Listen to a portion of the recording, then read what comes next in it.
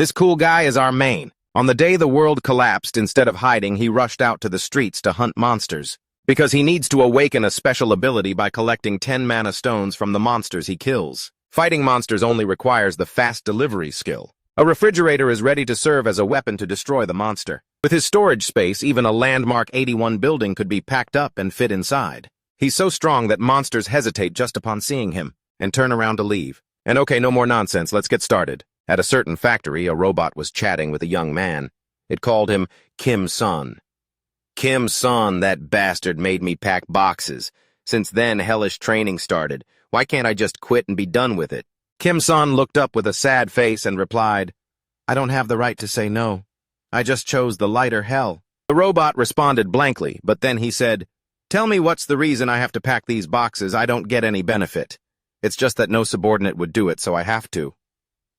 Kim-san added, Ridiculous, right? The robot, bewildered, asked, I'm sorry, I don't quite understand. Could you explain that again? No, I meant abnormal product detected. This product will be recalled. Kim-san sighed and said, All right, go do your work. Suddenly, another robot approached Kim-san from behind and said, Transport in progress. Please step aside. Hearing that, Kim-san was startled and stepped away. The robot quietly passed by and said, Thank you. With a dejected look, Kim-san sighed and exclaimed, So cold. Why are there so few humans at the logistics center? No matter how I look at it, this definitely isn't the place for me. Thinking back to 2 months ago, right after I was discharged from the military. The joy of being discharged was all too brief. When my parents suddenly moved to Uijeongbu, leaving me alone in a studio apartment near school. And so my solitary life began. So I started looking for a job. Since my parents had prepaid 6 months of rent, and I had savings from the army plus government support for large families, I wasn't in a huge rush. But the problem was my confidence was completely misplaced. I applied for a job at a cafe, but the world wasn't as rosy as I thought. They don't hire people without experience. Forget that rosy life. I didn't even get an interview. I was rejected right out of the gate. Reality was much harsher than I imagined. After a month of job hunting, I started getting discouraged. Then I heard something very appealing from my older sister working at a logistics company. Back in the present, looking bored. Kim-san looked up at the drones buzzing overhead and exclaimed, There's no humanity here. No matter how I think about it, this isn't the place for me.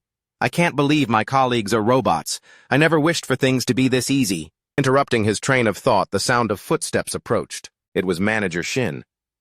Holding a paper in his hand, he said, The canned squid is out of stock, but Pax insists we still have some. Could you help me check the warehouse to see if any were missed? Kim-san happily walked off and replied, Yes, all right, I'll take care of it. The door opened. Kim-san hurriedly looked around, asking himself, Let's see, where's the squid? Boxes of frozen squid were stacked neatly up high. Kim-san looked up with a happy face and said, Found it. He hurriedly grabbed the ladder, climbed up, and while holding the box of squid, complained, It should have been in the first row. No wonder I didn't see it. Suddenly, a noise rang out, startling him and causing him to turn around. The warehouse door had been closed by someone. Kim-san immediately rushed over and tried to open the door handle. But after trying for a while with no success, he frowned and cursed in anger. What kind of stupid situation is this? Why am I locked in? At the same time, he pulled out his phone. He called Manager Shin immediately but couldn't get through. Kim-san, visibly annoyed, shouted, Seriously, he never picks up when I need him. Should I call 119? This place is even... Never mind, it's not like I'm going to freeze to death. It's not that serious. If I call, it'll put Manager Shin in a tough spot. I'll just wait for now. If no one comes, then I'll call. Then Kim-san took a selfie and sent it to his older sister, but she replied with a tease, I'm dying of laughter. Are you doing an escape room instead of a part-time job? By the way, I just heard that the building next to yours collapsed. Realizing the situation seemed serious, his sister called immediately. Kim-san sat sprawled on the ground, held up the phone, and said, Hey. But what he got back was a long, scolding tirade from his sister. How old are you, and you're still playing these games? And right after that, a violent tremor shook everything, causing the phone to fly out of Kim-san's hand. Accompanied by the loud blaring of alarms, terrified Kim-san looked up and shouted, Wait, what? Soon after, an emergency announcement blared over the speakers. All employees evacuate to the shelter immediately. I repeat, please evacuate to the area. Pale with fear, Kim-san jumped up and rushed like a madman toward the emergency exit. But what he saw wasn't what he expected, making him cry out in despair. Oh no. Kim-san frantically banged on the door, screaming, Hey, I'm here! There's someone in here! He immediately pulled out his phone to call 119, but looking at the signal bars made him panic. Why is there no signal? Kim Son looked terrified, thinking, hick, if a war is really breaking out. Suddenly he seemed to hear a sound. Kim Son looked up at the door. Right in front of him were two large dents just made by something terrible. Kim Son trembled, slowly releasing the doorknob, thinking, I don't need to be told to know what that is. If I make any sound, I'm dead meat. That definitely wasn't human. What should I do? 3 days later, Kim Son was looking for something to eat. Finding a box of instant food, he opened it. He moved towards the door, sat down with a desperate look, and tried to force down small bites to fight the hunger, thinking, I've been in this warehouse for 3 days now. Something huge must have happened out there since no one has come looking for me. Is it war? I don't know what's going on, but clearly being stuck in here saved my life. The usually annoyingly loud alarm has been strangely silent since yesterday, so I can sleep now. How much longer must I stay here? I don't know if I can hold on. My phone is almost dead, so I'll leave a final message. Please let a soldier of our country be the one to open this warehouse door, and I hope my family is safe. Snapping out of his thoughts, Kim Son sighed dejectedly.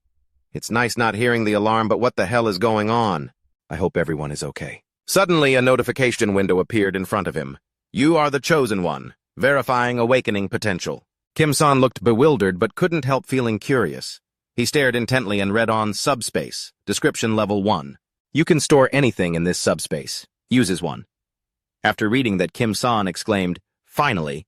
I've gone crazy. I can't distinguish between reality and hallucinations anymore. Surviving for 3 days in a situation like this is already impressive enough. Store anything. Huh. Don't make me laugh. Then let's try putting this entire center inside and see. Immediately, the system confirmed and displayed a notification. Target selected. Are you sure you want to put it into subspace? Kim Son nonchalantly said, Yeah. And immediately everything shook and Kim Son was sucked in. He landed in an empty lot. Opening his eyes, Kim Son hurriedly jumped up and looked around. Then, looking extremely panicked, he exclaimed, what is this? Looking into the distance, a devastated city with scattered corpses appeared before his eyes. Next to him was Manager Shin's corpse. Suddenly, a status window appeared. Storage initialized. Compatible OS found. I repeat, compatible OS found. Proceeding with update. At the same time, Kim Son hurriedly clamped his hand over his mouth. But unable to control his heaving stomach, he vomited violently onto the ground. It was a gruesome sight. Wiping away the filth, Kim Son thought, damn it, my head suddenly. Just as he finished that thought, Kim Son suddenly noticed a massive shadow behind him. An orc with a mouthful of sharp teeth was growling and approaching him from behind. Kim Son's face went pale with fear, but he tried to tell himself, calm down, this growl sounds exactly like what I heard 3 days ago. Is it a gorilla or a bear? Whatever it is, it will probably just leave. Luckily, it doesn't seem agitated. Immediately, he jumped up, used all his strength to run away from the orc, and shouted, Ah, someone save me! The orc became extremely angry, opening its toothy maw wide to let out a roar. Then it chased madly after Kim Son, filling him with terror. He ran for his life, stepping right into a long pool of blood on the ground. As he ran, he glanced back, thinking, a monster. What is a monster doing here, and why is it so fast? Please, please. At this rate, it's going to catch me. Suddenly, a notification window appeared. Synchronization complete. You may enter subspace. Do you wish to enter? Kim Son hurriedly shouted, Of course, yes, yes. The orc, seemingly having caught up, reached out its hand. It grabbed at Kim Son, but at the same time, the door to the subspace began to appear. Kim Son used all his strength to thrust his head inside, and successfully escaped into his subspace. Looking through the other side of the door, the orc was growling in a mad rage. Kim Son asked in surprise, Huh? They can't get in? A vehicle replied, Correct, without Kim Son's permission. The owner of this subspace, no living creature, object, or energy can enter or leave. Startled Kim Son looked up with a bewildered expression and asked, You? Immediately after his status window appeared again, You have entered subspace. Kim Son looked behind him in bewilderment and exclaimed, No way. Before his eyes was the entire PAC center with robots hard at work. His status window appeared again with a tutorial notification.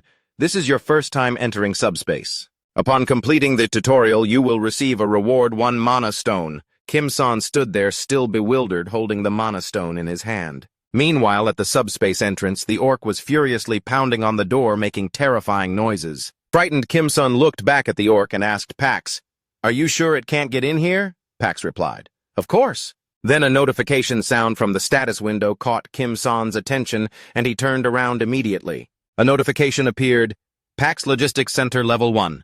The PAX Logistics Center is a 5-story building with a total floor area of approximately 33,000 square meters containing all products to improve customers' lives. 1. Transport speed 60 kilometers per hour instant delivery. 1. Transport size limit 2 meters. Kim-san asked doubtfully. Transport speed is 60 kilometers per hour. What's this 2 minutes until maintenance? Does that mean the logistics center will disappear in 2 minutes? PAX replied, correct. You can use mana stones to supply energy and maintain the subspace.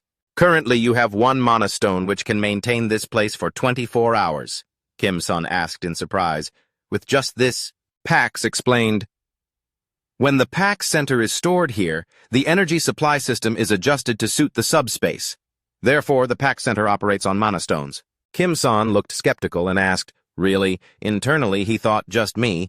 It seems PAX has gotten a bit smarter. While he was lost in thought, PAX spoke again.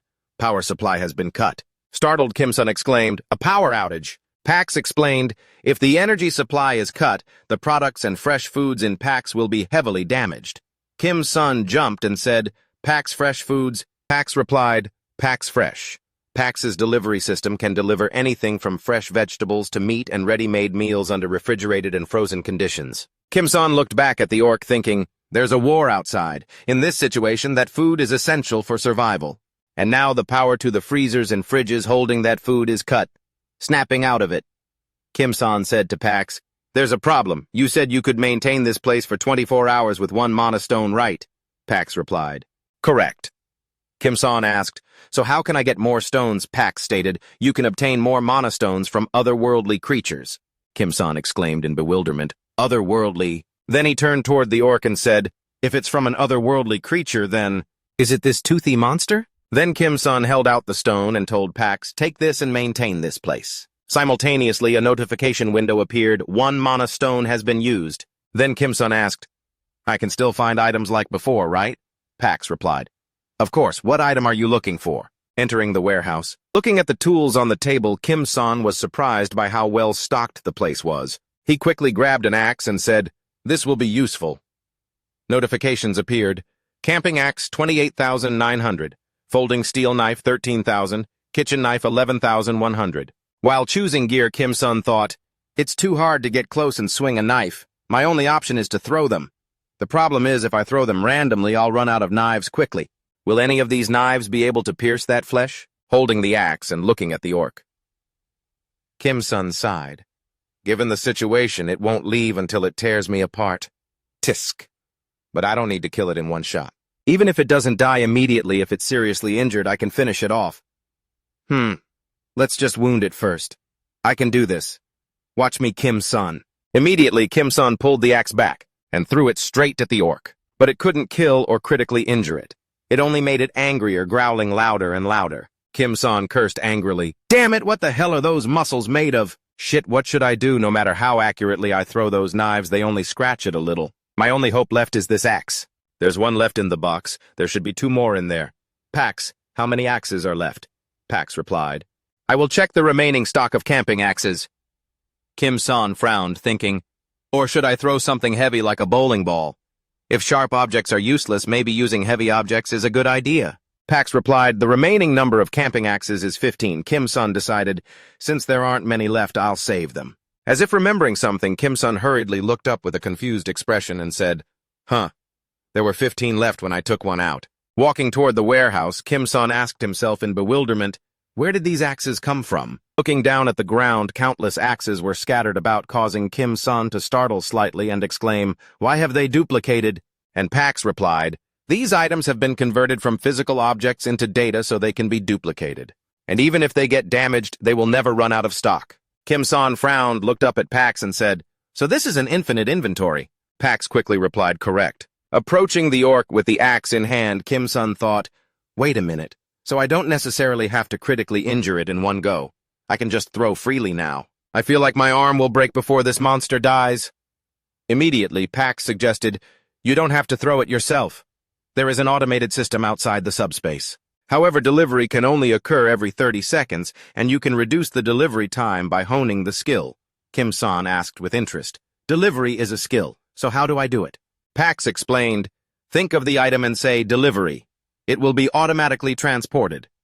Hearing that, Kim-san turned to the toolbox and said, "Delivery." Immediately, an axe flew out, slashing straight into the orc, knocking it away. It lay flat on the ground. Kim-san looked up at Pax in shock and asked, "What was that speed?" Pax replied, "The current default speed is 60 kilometers per hour." Kim-san asked in surprise, 60 kilometers per hour?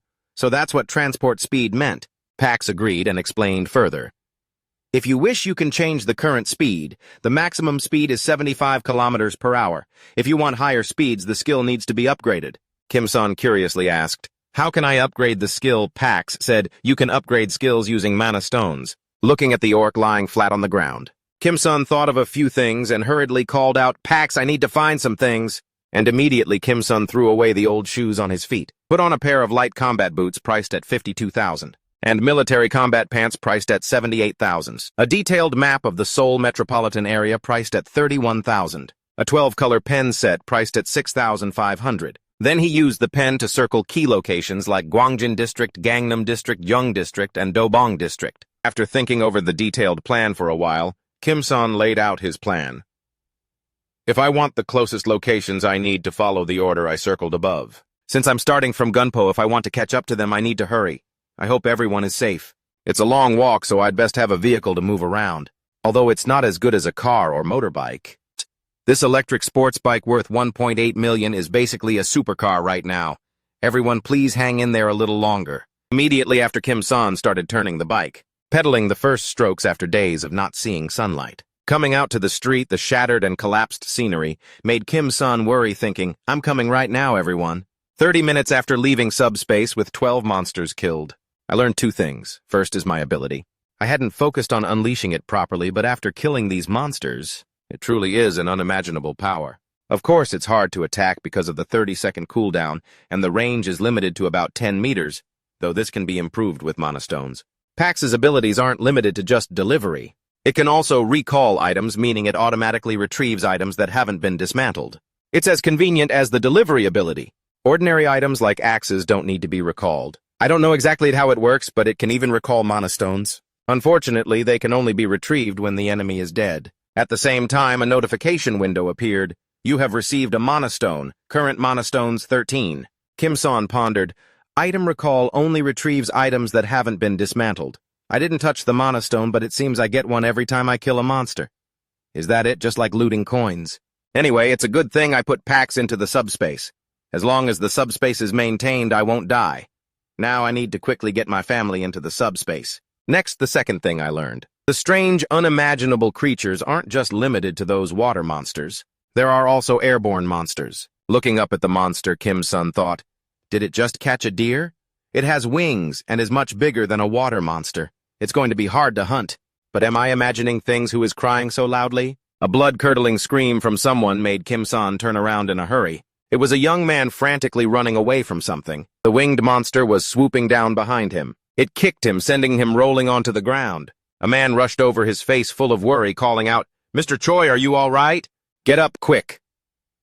At that moment, the winged monster turned around and landed right behind that man, with razor-sharp teeth, threatening to swallow him whole. But by some spiritual force, the monster suddenly turned away. With a confused look, the man thought, why didn't it attack me? Was its target that small Mr. Choi from the start?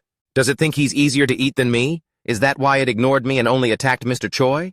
Damn it, what should I do? How do I distract it? What can I do with this small knife? At that moment, the loud horn of Kim-san's bicycle echoed closer, along with a headlight beam like that of a luxury car, causing both Choi and the monster to turn around in surprise. Just then, something flew past quickly, smashing straight into the monster's head. Long streaks of blood splattered onto Mr. Choi and his companion. The monster slowly collapsed to the ground with a thud, causing debris to scatter and smoke to rise up. Kim-san's axe was embedded straight into the monster's throat. Looking at the axe, the man couldn't help but wonder in surprise. An axe. Just a single axe killed this wyvern. Kim-san approached them and said, "Luckily, one shot killed it. Is everyone okay?" Choi and his friend looked up with bewildered eyes, thinking, bicycle a soldier. He killed a wyvern with an axe while riding a bike. Immediately, the two spoke up. "Soldier, you're a soldier, right?" startling Kim-san. The two of them bowed deeply to express their gratitude. "Thank you. Thank you so much. Thank you for saving our lives." Kim-san adjusted his bike light and replied, "Ah, yes. Luckily, you're still alive. Then he pointed to the logo on his uniform and said, However, I'm not a soldier. As you can see, I'm wearing the uniform of the PAX Center. Choi asked in confusion.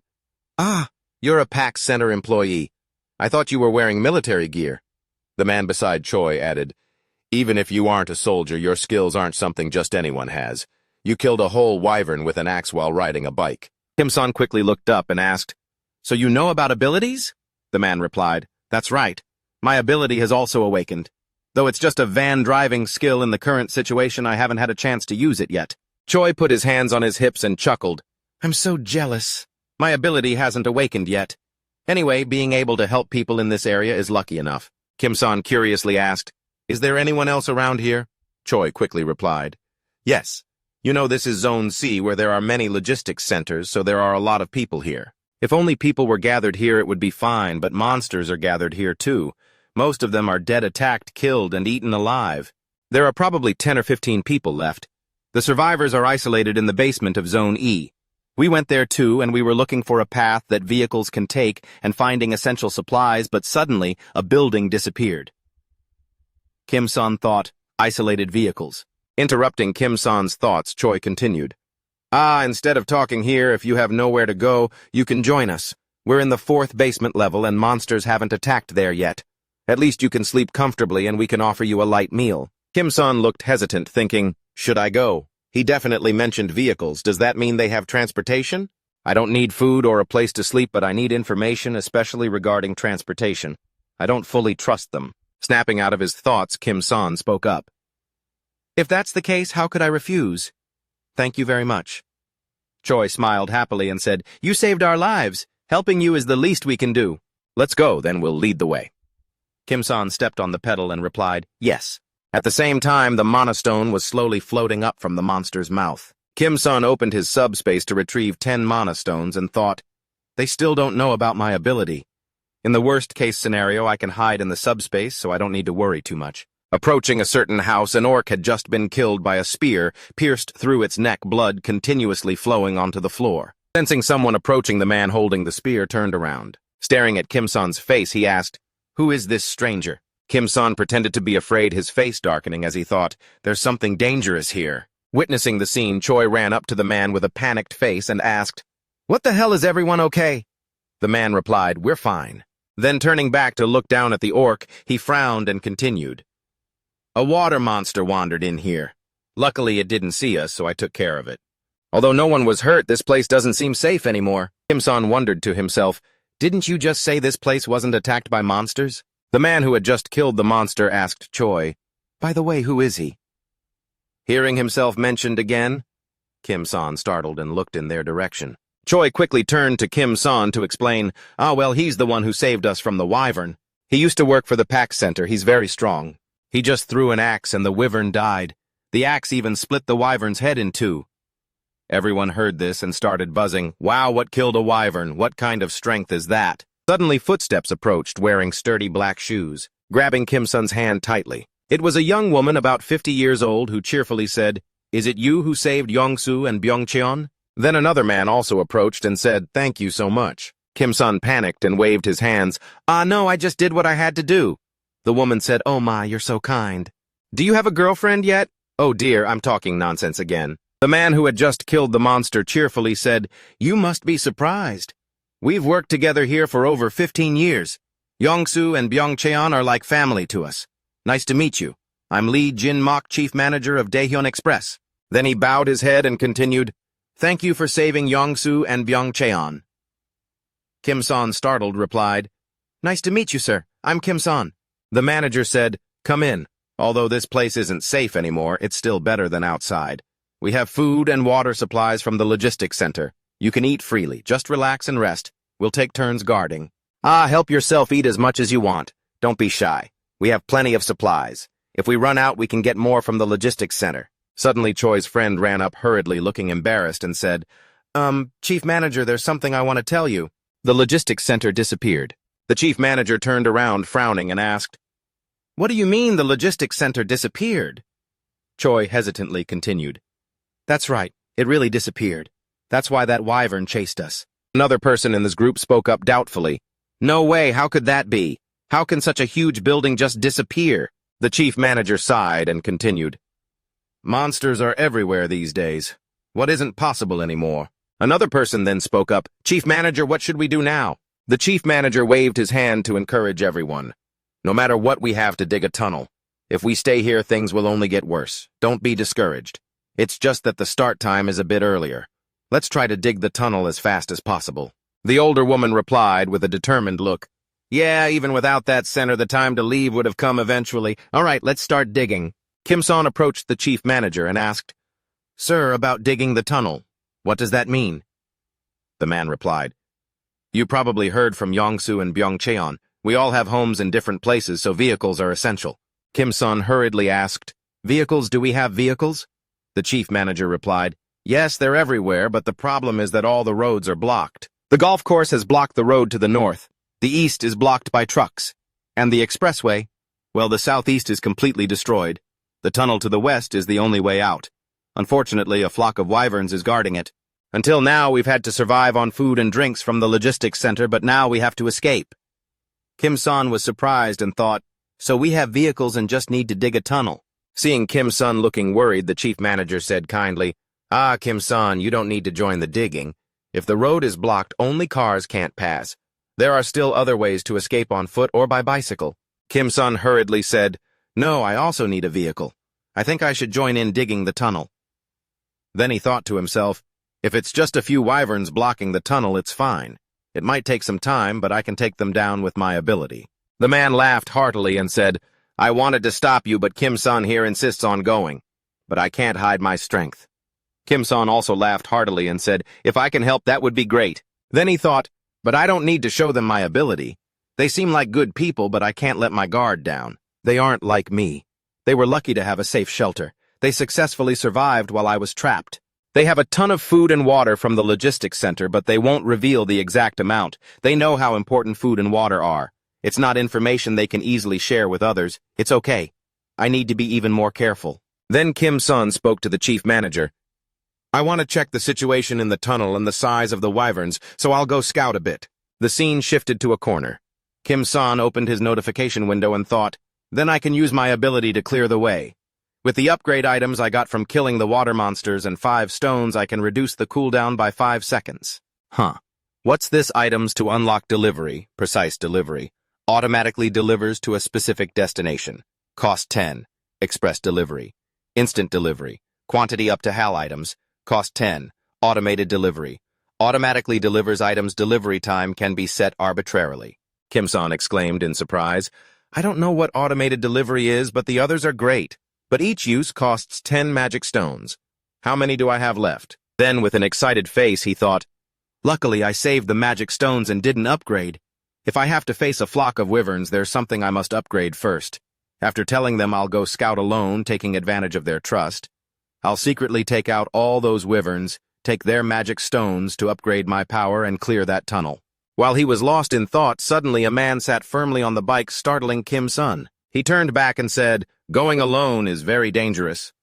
Kim-san looked unhappy and replied, No, you were just chased by a wyvern. The man replied, That's true, but we can't let you go alone without knowing the way, and I believe you will save us again, like you did before. Kim-san replied in surprise, Thank you for trusting me. Yes. But you said this is your first time using this ability, right? Can you see the status window?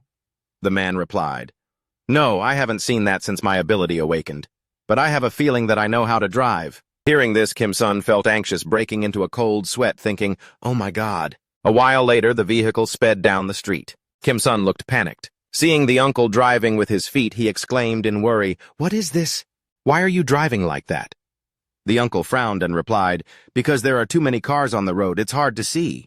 Suddenly, the uncle waved his hand back and said to Kim-san, There's a wyvern ahead. What should we do? Kim-san hurriedly asked. Where? The uncle asked nervously. Should we keep going? Kim-san angrily said. No, wait, I don't see anything. After looking around for a while, Kim-san vaguely saw the monster's head behind a car in front.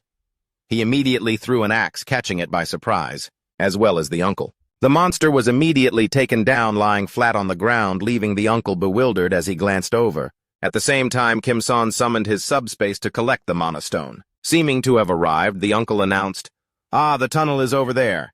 Kim-sun started and replied, "Really?" The vehicle braked abruptly and he glanced back. A wyvern was growling and approaching. At the same time, more and more wyverns were gathering around them. The uncle stood there dazed, thinking, "We're done for.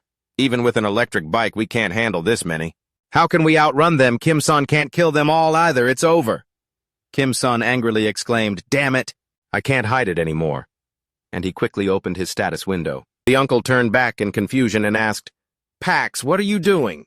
At this moment, the wyverns were gradually closing in on them. Looking at the jaws full of sharp teeth of the beast approaching him, the uncle showed extreme fear. Right then, Kim-sun ordered Pax delivery. Quickly, an axe shot out, flew over the uncle's head, and embedded itself into the monster at a terrifying speed. Seeing the uncle still clutching his head in fear, Kim-sun spoke up. "It's okay, Uncle Yongsu." The uncle slowly turned around and asked, what happened?" Then immediately after, a mysterious door behind Kim-sun caught the uncle's eye. Pax suddenly spoke up. "To further reduce cooldown time, you need to upgrade the subspace." Then, each mana stone from the killed wyvern was slowly sucked into the subspace.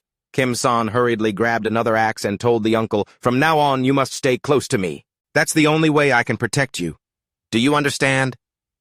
The uncle, still in a panic, replied, Yeah, but thought, Pax, no, the logistics center behind him." Suddenly another wyvern rushed in, opening its huge maw toward the uncle.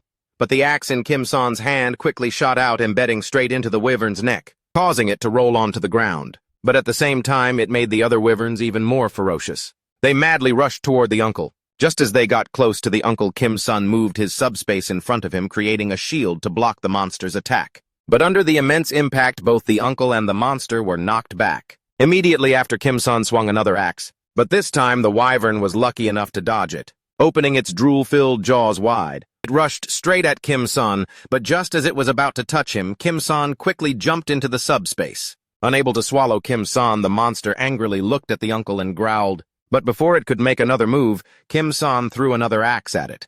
Naturally, this time the axe embedded straight into the monster's head, knocking it far back, under the uncle's astonished gaze. Watching Kim-sun slowly step out from the subspace, the uncle thought, unbelievable power. From the logistics center to the axe. "I don't understand it well, but one thing is certain, those monsters are nothing to Kim-sun. The tunnel, if it's Kim-sun, he could easily break through it. The reason we insist on using vehicles is to transport food and get to a safer place. The tunnel is part of the route. Even if we safely pass through the tunnel, monsters are still everywhere out there. But for Kim-sun, it's different. He really just needs a means of transportation. I'm so jealous. If I had that kind of power, I could quickly reunite with my family too. But how far does he need to go that he needs a vehicle?" Kim-sun suddenly widened his eyes in surprise. Seeing a wyvern slowly moving away from them, he thought, "Is that wyvern walking away?" The uncle looked up and said, "It seems you are very dangerous, Kim-sun." Kim-sun replied, "It's a reptile that's smarter than it looks."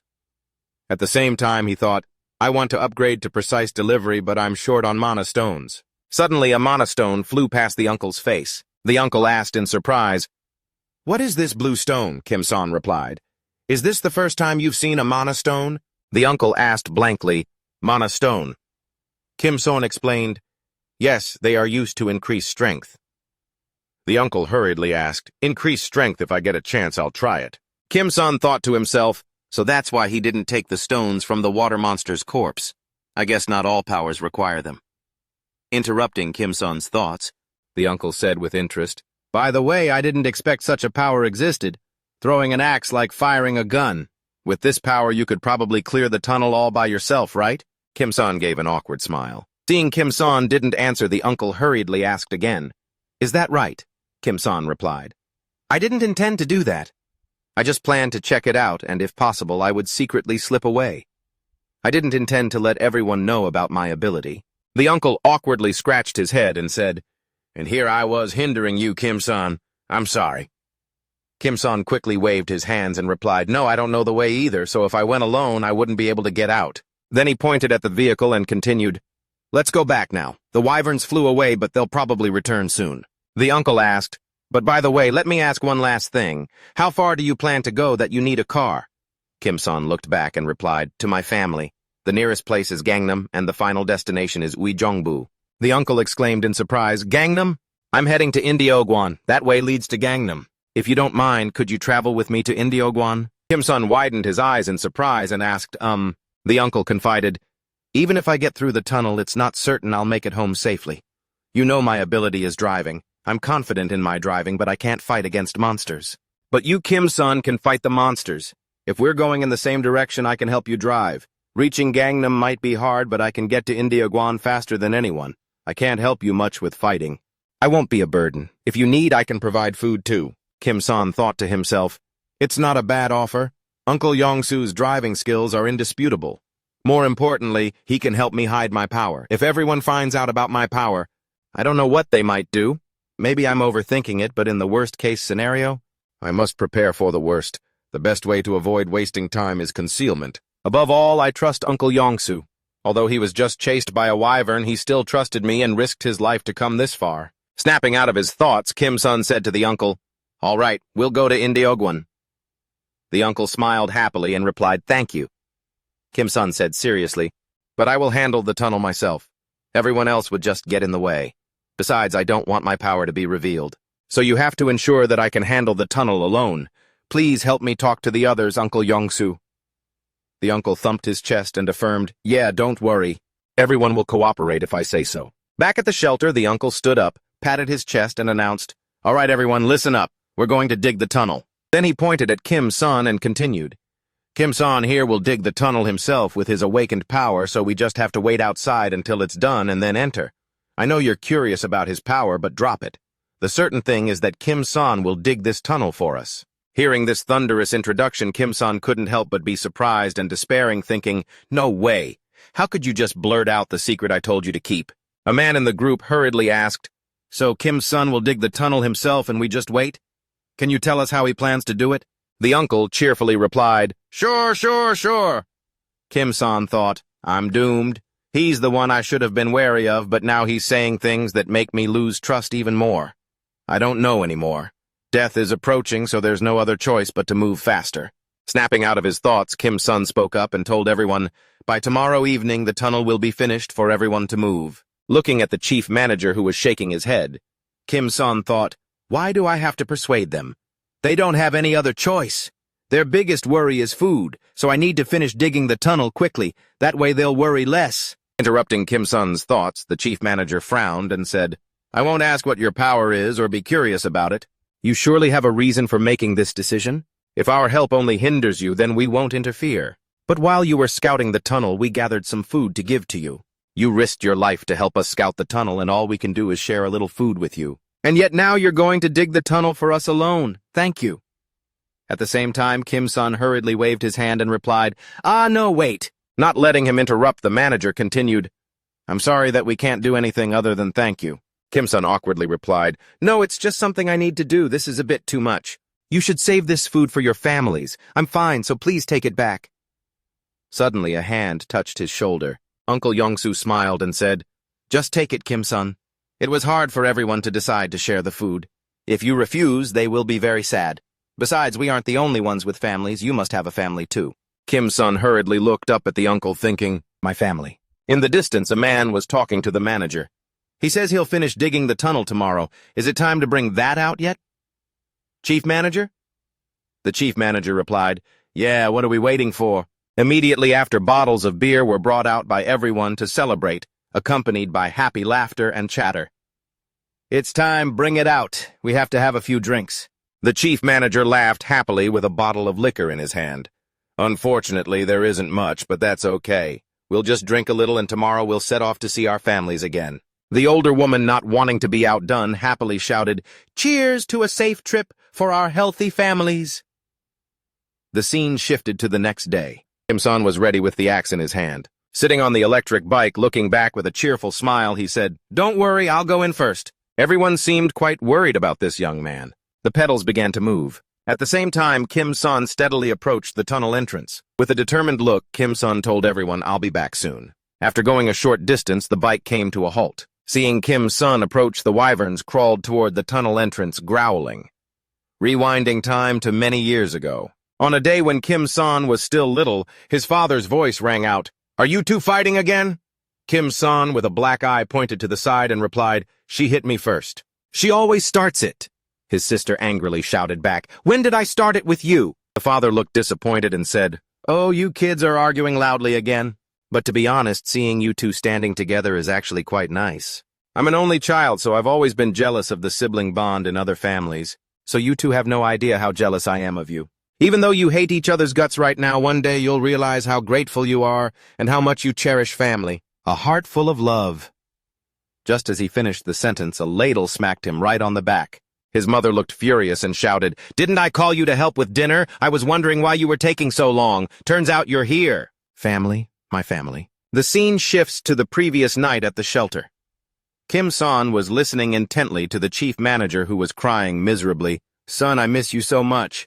A man next to him comforted him.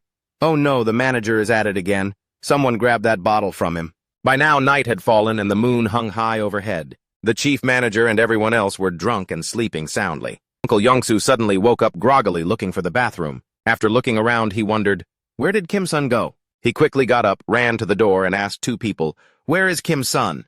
The older woman replied, "He said he went out for some fresh air. He was probably just feeling a bit stuffy." So Yongsoo ran in that direction looking everywhere, and finally he found him. Kim-sun was standing next to a truck. Seeing the uncle approach, Kim-sun greeted him. "Oh, Uncle Yongsoo." The uncle asked, "You must be tired. Why aren't you sleeping? Is it too uncomfortable to sleep there?" Kim-san quickly replied, "No, it's not that. I just have trouble sleeping." Curious, the uncle peeked into the truck bed and asked, "What are you doing?" Kim-san replied, It's nothing, uncle." Inside the truck bed, boxes of goods were stacked high alongside Kim-san's electric bike. Uncle Yongsoo was startled and exclaimed, "Whoa, all this stuff!" Kim-san calmly said, "I only loaded half. If it's too heavy, the truck can't carry it all, but this should be enough." "This is the last truck." Yongsoo turned and asked, "The last one? You mean you've fully loaded all 15 of these trucks?" Then Kim-sun closed the truck door and reminded Yongsoo, "Remember to keep this a secret." Yongsoo said, "I mean, even if this is a logistics center taking this much food." Kim-sun replied, "It's fine, there's still plenty left." But Yongsoo was still amazed, thinking, even if there's a surplus to distribute it so generously, you are really... Back at the tunnel, a wyvern had been hit by an axe and crashed to the ground, blood dripping from its mouth. Kim-san stood calmly inside his subspace looking toward the next monsters. Suddenly he thought, I wish I could put all of them into the subspace and transport them somewhere else. Immediately he asked, "Pax, can I bring other people into the subspace?" Pax replied instantly, "At the current level it is not possible. But if you reach level 2, the subspace capacity can hold up to 20 people. To reach level 2, you need..." Hearing this, Kim-san quickly looked at the notification screen. To reach level 2, 100 mana stones are required. His current count was 32. Kim-san thought, the number of wyverns left in the tunnel is probably around 40. A few ran away, maybe 1 or 2. Reaching level 2 is impossible right now. Luckily, I upgraded to precise delivery so I could kill this many. If I hadn't upgraded, I would have gotten much fewer. If I want to put my whole family in the subspace, I need to upgrade. Suddenly, something appeared before his eyes. A massive black shadow was approaching. It was a crested wyvern with glowing eyes glaring menacingly at Kim-sun. Meanwhile, outside the tunnel entrance, the sun had risen high. Everyone was still anxiously waiting for his return. The older woman asked, "Is Kim-sun going to be okay alone?" A man next to her replied, "If we try to help and make things worse, let's just stay calm and wait a little longer." A bald man exclaimed in surprise, Oh, look, Kim-sun is back!" Near the tunnel entrance, Kim-sun was riding his bike, slowly coming out. His shoulder was now soaked with the blood of the wyverns. Seeing him approach, everyone erupted in victory. Everyone looked overjoyed and excited. The chief manager gathered everyone in a circle and said, "You have all worked hard for a foolish manager like me. I hope you all make it home safely without any injuries." Uncle Yongsoo added, "Thank you for everything." "Manager, we hope you make it home safely as well." Kim-sun looked shy, scratching his head, and said, Right. If you run into trouble on the way home, remember to open the truck's cargo hold. I prepared a little gift there. I'm sure it will be helpful to everyone." The chief manager asked in surprise, "A gift?" Immediately after, the vehicles eagerly moved out, preparing for the journey back home. After parting ways with everyone, Kim-sun's vehicle slowly entered a ruined city filled with monster corpses, as well as the bodies of soldiers whose legs had been bitten off by monsters. Kim-sun thought with a sad expression, "I had no other choice. With monster corpses and vehicles everywhere, no road is clear. It's the same wherever we go. Uncle Yongsoo is going to face a lot more difficulties. However, with soldiers' bodies scattered on the streets like that, it means the situation is much worse than I imagined. If I had been discharged 3 months later, then perhaps... Interrupting his train of thought, Uncle Yongsoo spoke up. Kim-son, the road seems to be blocked. It looks like the soldiers set up that barricade. It looks like they were trying to block something. We have to take another route. There must be another bridge to cross. Kim-son said, "Wait a minute. Over there at the end of the bridge, there seems to be something. I see what they were trying to block. Wow, how many of them are there? If I kill them all, I can upgrade the subspace." Yongsoo spoke fearfully. "I'm turning the car around, okay? There must be another way." Kim-son glanced over at the pedestrian walkway, but the road is blocked on both sides, so it's very narrow. After thinking for a moment, Kim-son said to Yongsoo, "Can you drive up onto the pedestrian walkway?" Yongsoo replied in surprise, Sure, it's very narrow, but we can make it." Kim-son looked cheerful and said, "I just thought of a way to get across without turning back." "Just take that route, Uncle." The uncle looked terrified, as up ahead an orc was frantically attacking some mad dogs, but a moment later, because the mad dogs were too numerous, the orc was defeated and collapsed on the ground. Chunks of flesh were torn off and ravenously devoured by the dogs. It was a horrific sight. Sweating bullets, the uncle said to Kim-son, "I'm not so sure about your idea. Do you really plan to cross this bridge?" Kim-son calmly replied, "Of course. It's easier than you think. Have you heard of the game where 3 races wage war against each other? It's a space strategy war game called StarCraft." The uncle replied, startled. "How would someone of my generation know that?" Kim-son explained, "In that game, players can customize maps and settings. My favorite map is one where I have to destroy monsters using limited units and terrain. What's happening right now is quite similar to that map." The uncle thought in confusion. A map where you have to destroy monsters with limited units and terrain.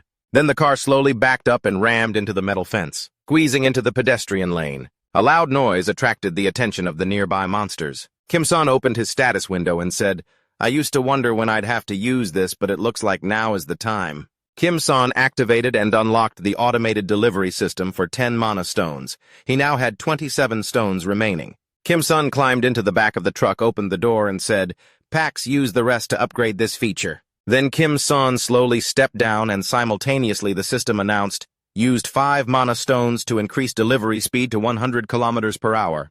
With an excited look, Kim-son said, "Good. If you're full, then come here." Meanwhile, he opened the subspace door behind him. Seeing this, the pack of mad dogs rushed toward Kim-son like moths to a flame. In that moment, Kim-son quickly purchased a 2-door refrigerator worth 2,890,000. As the mad dogs got close, Kim-son immediately used his skill to throw the refrigerator at the monsters, smashing them to pieces. One by one, they were struck by the massive refrigerators and sent flying. A moment later, a notification window appeared. "You received 12 mana stones." At the same time, the stones were gradually retrieved into Kim-son's subspace. He crossed his arms with a cheerful look and exclaimed, "Oh, this is it! While digging the tunnel—" I upgraded delivery range and precise delivery. I can throw axes accurately thanks to this feature now. But after using it, I realized that precise delivery doesn't actually aim at the target. It only slightly alters the trajectory. The mad dogs aren't just fast, they're lightning fast. If an axe flies at 100 kilometers per hour, the ones running further away could definitely dodge it. Above all, they don't stop. Even if their own kind die, they keep running. Considering this situation, the best interval between deliveries is 2.5 seconds, so the cooldown is faster than I can throw axes. But what if it's a refrigerator? It's not just big, it's heavy too. Just grazing them is enough to kill them. Plus, I just upgraded to automated delivery. It's so convenient. I don't even need to watch.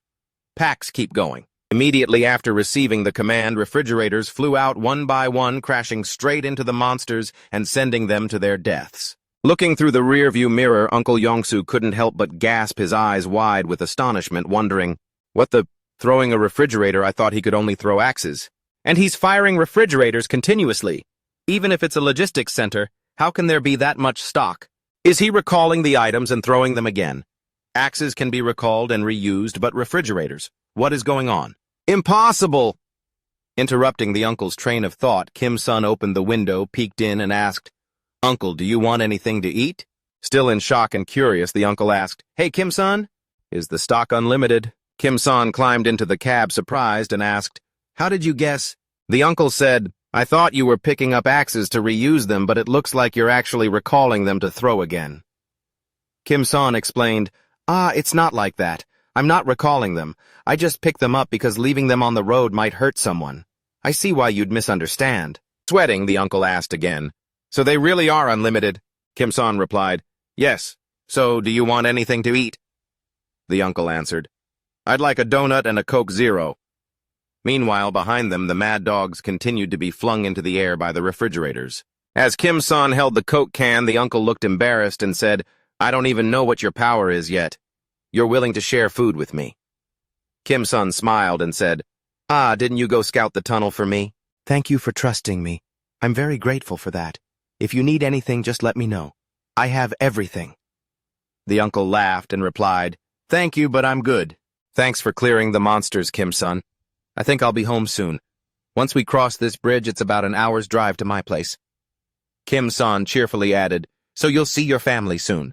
The uncle looked down worried and said, Yeah, I just hope nothing bad has happened and that they're safe. Kim-san remained silent for a moment. Then he told the uncle, But I don't think you should appear in front of them looking like this, right? It might take a moment.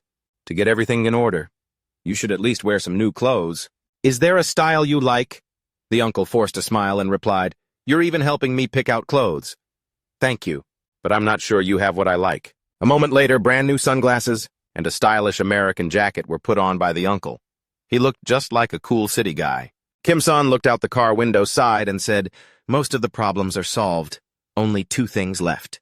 Full of confidence, the uncle said, We've made it this far. Let's head out immediately. Immediately, the uncle shifted gears skillfully and slammed on the gas. The vehicle sped like crazy, zooming through the desolate streets, crossing the bridge at a dizzying speed. With a calm face, the uncle told Kim-san, Sit tight. It'll only take 20 minutes. Kim-san, his face pale and trembling, said, Uncle, please slow down. I'm going to throw up. The uncle looked at his haggard face and said, Kid, we're here. Opening the door and stepping out, the uncle thought, The reason the building is so dilapidated is that it was already very old.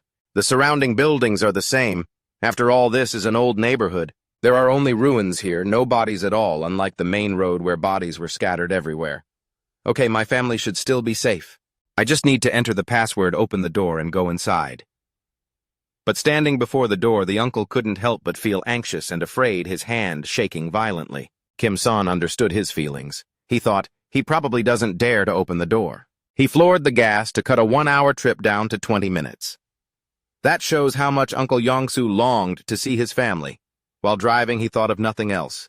But what if all he sees are cold bodies? How could he dare to open that door? Snapping out of his thoughts, Kim-san approached, patted Yongsu's shoulder and said gently, Let me ring the doorbell for you. Uncle Yongsu looked surprised. He furrowed his brows, thought for a moment, and replied, Yeah, please do. Kim-san quickly stepped up, thinking, No one wants to see their family dead even if there's only 1% hope left. If it were me, I'd let someone else open it too. Otherwise, I'd never dare to open this door myself. Approaching the door, Kim-san glanced back and told the uncle, I'm ringing it now. The uncle, filled with anxiety, looked down and replied, Yeah, please. A few seconds later, the door slowly creaked open. To the surprise of both of them, a woman and a little girl stepped out and said, Honey. Then she burst into tears and asked, Is it really you? Seeing his wife and daughter safe, the uncle couldn't control his emotions and tears began to flow. He immediately rushed toward his wife. He hugged the 2 of them tightly. With a trembling voice, he said, Yeah, how did you know? How did you know to open the door? The wife replied, I heard voices, so I looked. When I saw you standing in front of the door, I opened it. The uncle continued joyfully, I'm so glad you 2 are safe. I'm so glad. At the same time, the daughter hugged him tightly, sobbing uncontrollably and said, I hate you, Dad. A while later, the wife noticed Kim-san and asked, But who is that? The uncle replied, The benefactor who helped me get here safely. Then suddenly, Kim-san collapsed to the ground. He started feeling dizzy and gradually passed out. Recalling images from many years ago, Kim-san curiously asked his father, Dad, why aren't you crying?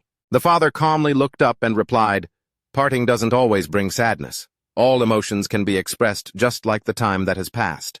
Love, gratitude, regret, longing, anything goes. So a moment of parting isn't just about sadness. And I feel more grateful than sad. Kim-san asked in confusion, Grateful? The father replied, Yes, because I learned the true nature of love. A heart ready to give without asking for anything in return. You might find it a bit hard to understand now, but one day when you grow up, you'll realize it. Kim-san, you will understand that giving and receiving love is never easy. Then he dreamed again of the scene where he fought with his sister and was punched black and blue rolling on the ground. Kim-san screamed in frustration, "Why did you hit me so hard? It hurts." His sister calmly replied, "What do you mean? Hit hard, you idiot. I hit you with a pillow to go easy on you. You're such a brat." Kim-san angrily ran away, saying, "I hate you, I'm telling Dad," while his sister laughed gloatingly, teasing, "Lost again." Once again, Kim-san successfully defended his title. During dinner, seeing her daughter engrossed in her phone, the mother scolded, "Ju-yeon, stop playing with your phone and eat. Do you have a crush on someone? You use your phone a lot lately?" Ju-yeon replied, "Mom, I'm only in middle school, and friends text each other a lot these days." Then one day she received a notification via text message. "Congratulations, you have been admitted to Seoul Nursing University. For more details, please visit the school website." The father was extremely excited and shouted, "Ju-yeon got into nursing school." Sitting in front of the computer, someone approached Kim-san from behind holding something and said, "It's time." Kim-san turned around and asked, "Time for what?" He held out the papers in his hand to Kim-san, reading the content. Kim-san looked pensive. It was a military draft notice. On the day he enlisted, both his parents came to see him off. His mother, with a sad face, called out loudly, "Remember to come back safely. Don't get hurt. Don't lose heart, okay?" Kim-san looked back, raised his hand to silently agree, and said goodbye to everyone. That smiling face, after walking a distance away, burst into tears, back to the present.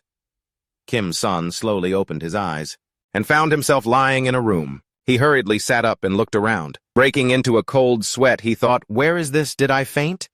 I remember meeting Uncle Young-soo's family. But it's still too vague. Damn it, my last memory." Interrupting Kim-san's train of thought, a voice called from behind, "You're awake!" Kim-san hurriedly turned around, clutching the axe in his hand. It was the uncle's wife and daughter. Feeling strange, he widened his eyes and immediately looked behind him, and saw the uncle sleeping soundly. Seeing his bewildered look, the uncle's wife said, "Are you okay?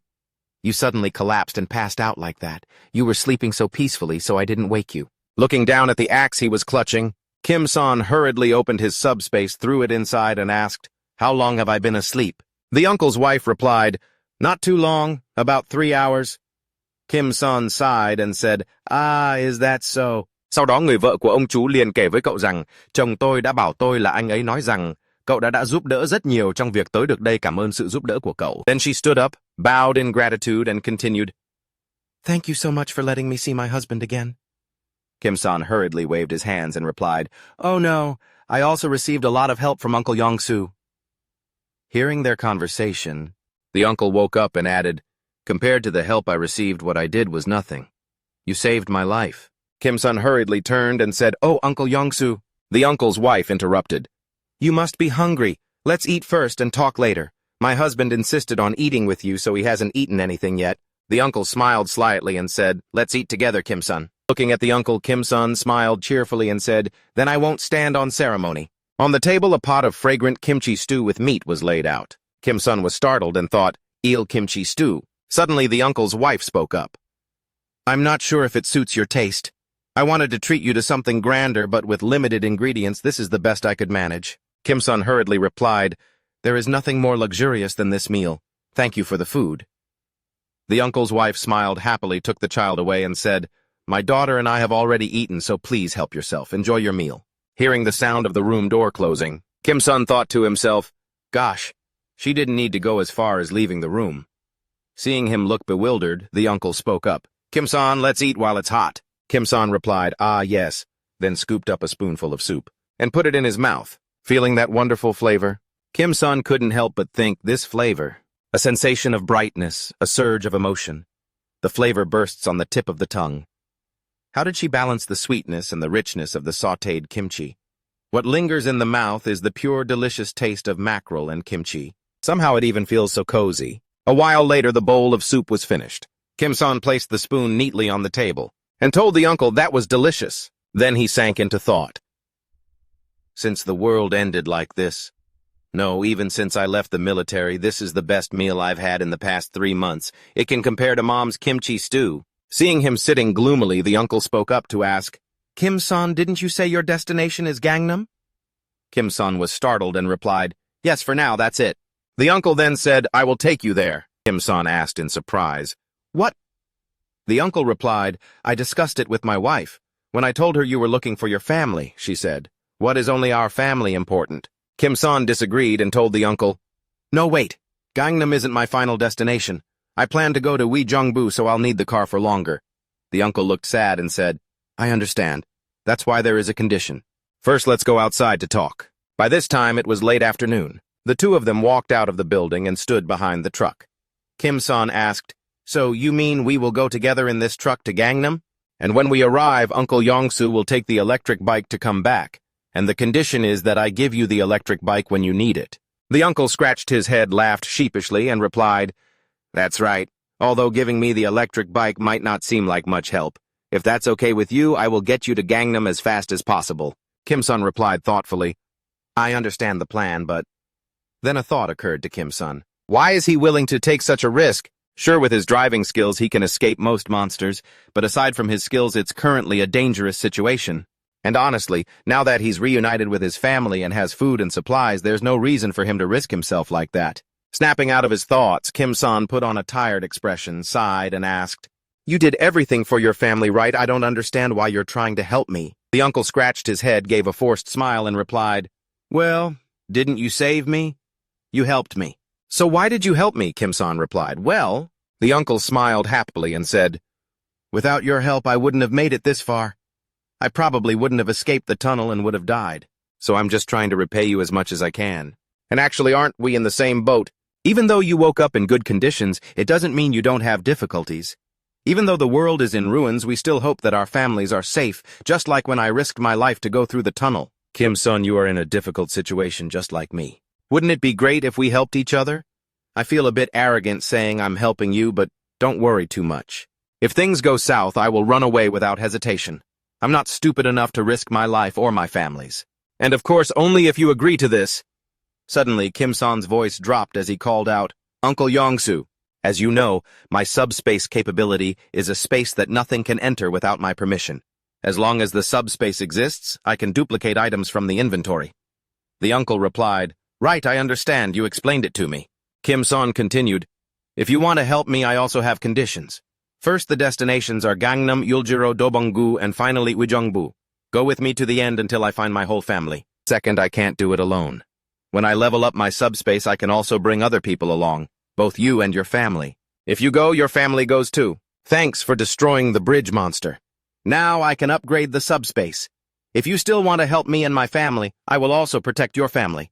After hearing those words, the uncle lowered his head and replied, Kim-san, then slowly put on his sunglasses. Smiling cheerfully, he continued, I'll bring my wife and daughter along. Let's move out. Immediately, Kim-san's notification window appeared. Use 100 mana stones to upgrade subspace to level 2 current mana stones 116, remaining stones after upgrade 15. Upgrading subspace 43%. Subspace reached level 2. Maintenance fee adjusted increased from 1 mana stone to 6 mana stones. With this upgrade, you can bring along 20 people. Additional ability allows you to store 1 item in front of you. Quantity 1 item. Kim-san exclaimed, Maintenance fee raised to 6 is a bit high, isn't it? I'll check it later. More importantly, then another notification appeared. Someone is attempting to enter. Do you allow Oji-sun Lee Ju-yan and Lee Yong-soo to enter? Kim-san replied, Agree, and then looked back at them. When the whole family saw the subspace, everyone looked panicked and exclaimed, Oh my God! Kim-san started leading them on a tour of the warehouse. Then he approached a robot and called out, and cheerfully introduced it to the family. Here, if you need any help while you're here, just call PAX. You can check items from PAX. If necessary, they can be transported. Also, there's fresh food in the center. You can check the ingredients there. The uncle's wife asked, You mean we can use these for free? These are so expensive. Can we just use them? Kim-san calmly replied, That's right. Everything here is infinite. The wife asked doubtfully, What? Kim-san interrupted. Because everything here can be duplicated. Feel free to use it. You don't need to ask me. For now, Uncle, go rest a bit. We'll depart in 30 minutes. I also need to check some of my new abilities. The uncle happily replied, I'm ready whenever you need me. Kim-san grinned, turned away, and said, If you have any problems, just ask me. Don't be shy. The wife replied, Thank you so much. The uncle looked down at his adorable daughter and said, My daughter can play princess with her dad now, seeing the family happy. Kim-san turned back to the notification window and said excitedly, Now let's see what new abilities I have. Looking at the screen, new notification lines appeared. Unlockable function cost 50 stones, subspace laboratory where you can synthesize, decompose, and transform items in the subspace. Simultaneous transport. 1. Storage space level 1. Description. You can store objects inside your private space. Capacity 1. Looking at this, Kim-sun thought, my ability is storage space. I can store things inside a spatial bag and take them out to use anytime. And nothing can enter unless I allow it. Maybe this ability evolved from my skill, but after putting in the PAX Logistics Center, the AI and the Awakening System's OS merged, enhancing my ability far beyond simply opening and closing storage space. The result is many functions. A prime example is delivery, where I can launch items at 100 kilometers per hour. Even storage space was already a crazy ability, but after meeting PAX it became even crazier. So I didn't think my ability could level up. Immediately after, another notification appeared. Because storage space has leveled up, you can store things in front of you. Kim-san panicked, thinking, so I can store things other than the PAX Center in the storage space. But that's not all. Is it really possible to install a laboratory where I can combine separate and transform items registered in the storage space? What does that mean? Does it mean I have to combine items into one? It requires 50 mana stones, but either way, leveling up clearly makes my ability more powerful. I want to check out all the new features, but unluckily I don't have enough mana stones, so I have to confirm. At first, when I stored the PAX Center in the storage space, I thought I had lost my mind and accidentally spoke the command, but the PAX Center was actually fully stored in the storage space. If I can really put anything into the storage space, then what should I store in here? Snapping out of his thoughts, Kim-sun said with a serious face, Earth. A notification window appeared. Target detected. Do you want to store it? Kim-sun coldly ordered, do it. After waiting a while and seeing nothing happen, suddenly a notification appeared, cannot store Earth, size exceeds storage space. Kim-sun bewilderedly exclaimed, holy crap. I thought it was impossible, and it really is. If I could do that, it would be too overpowered. At the same time, Uncle Yongsu approached and called out, Mr. Kim-san? Kim-sun was startled and turned around. The uncle pulled out a map and said, I've checked the route to Gangnam. It would be better if we take the main route. Kim-san replied, ah, sure. But aren't you watching your daughter? Kim-san asked. About that. Then he looked toward the little girl and said, it seems she feels safe here, so after playing for a while, she fell right asleep. I know I've said this a lot, but thank you so much. Kim-san smiled and said, you've helped me a lot, just as I've helped you. Yongsu, we're just helping each other. The uncle replied, that's right. We are helping each other. I will do whatever I can to help you. Then the two set off. On the way, Kim-sun suddenly frowned, gritted his teeth, and said, ugh, wait, why do I suddenly feel uneasy? Then he immediately looked over at the uncle. The uncle smiled and said, I can only help you by driving, but when it comes to speed, if I'm number 2, no one is number 1. With a fearful look, Kim-sun said, can you slow down? The uncle laughed heartily and replied, you helped me, so I can't do that. All right, let's go faster. Hearing those words, Kim-sun knew what awaited him. Tears began to stream down his cheeks. The truck sped like crazy through the ruined and desolate streets. The truck stopped at a plot of land. Kim-san spoke up. It's true, it's more deserted than the main road. It seems there aren't many monsters in places without people. The uncle added, yeah, I didn't know there was a road like this on the way to Seoul. I heard this area is a Bronze Age archaeological site or something, so it wasn't developed. Although the road is a bit rough, there are no monsters or strangers. Kim-san, face pale, replied, yeah, I hope this road ends soon. Seeming to see something, the uncle said in surprise, is that a military barricade with spike strips up ahead? Could the military still be here? The army base is nearby. But Kim-san said, no, I don't think so. The weapons and vehicles belong to the military, but the people don't. At the same time, Kim-sun looked in the rearview mirror and discovered a car following them. In the car were 2 thugs. One was leaning out to observe Kim-sun's truck. He calmly continued telling the uncle, they've probably been following us from somewhere. It looks like we can't avoid them anymore. The uncle broke into a sweat and asked, what should we do? Kim-sun turned and replied, I'll open a small portal under the steering wheel, so you go inside first. If they wanted to kill us, they would have opened fire a long time ago. At that moment, 3 thugs carrying 3 guns approached Kim-sun's truck with murderous looks. Kim-sun looked in his mirror and thought, there are 3 of them. A tattooed man approached, turned back to the 2 behind him and said, that driver sucks. I thought there'd be a chase. Seeing him approach, Kim-sun asked, what's the matter, bro? The tattooed man looked angry and growled, what did you say, what's the matter? Get out and open the trunk right now, you idiot. Kim-san obeyed and immediately went to the back to open the cargo door. Looking at the boxes stacked in the truck, the tattooed man looked surprised and exclaimed, "Wow, sweet, hit the jackpot." Then he asked Kim-san, "So you're a transporter? Is all this yours?" Kim-san replied, "That's right, bro." The tattooed man asserted, "No, it's not yours, it's ours." Kim-san thought, "Just as I thought, they want the food and goods." Seeing Kim-san silent, the tattooed man glared fiercely and asked, "Where did you get these things?" Kim-san hesitated for a moment, then replied, "From the logistics center. And if you ask where the logistics center is, even if I told you, you probably wouldn't know. The road there has collapsed and is blocked. If you need more, I can go back and get it." The tattooed man curiously asked, "How much food like this do you guys have?" Kim-san immediately replied, "This is just a small amount." A henchman with chestnut hair looked at his watch and said, "Brother, it's time." The tattooed man glanced back and said, "Already? Guess there's no other choice." "Hey, Taejang, take all this back." Kim-san thought, "It's time. What does that mean?" The tattooed man continued, "Mingu, move this truck. I'll capture him." Very quickly, he threw a powerful punch, smashing straight into Kim-san's stomach, causing him immense pain. He collapsed to the ground. At the same time, a fat man approached from behind holding something and put it over Kim-san's head. In the darkness, Kim-san only heard their voices. "Sir, this is Seol-kyun." "All right, bring him in." "Is this the guy?" "Yes, he said he brought all the food and supplies from the logistics center. We were running out of time, so I rushed him here." "Let me take a look at him." Saying that, one of them hurried over and removed the bag from Kim-san's head, blinding him with a nearby light bulb. After regaining his composure, Kim-san looked ahead, thinking, "Soldier corpses, I don't know where they've taken me."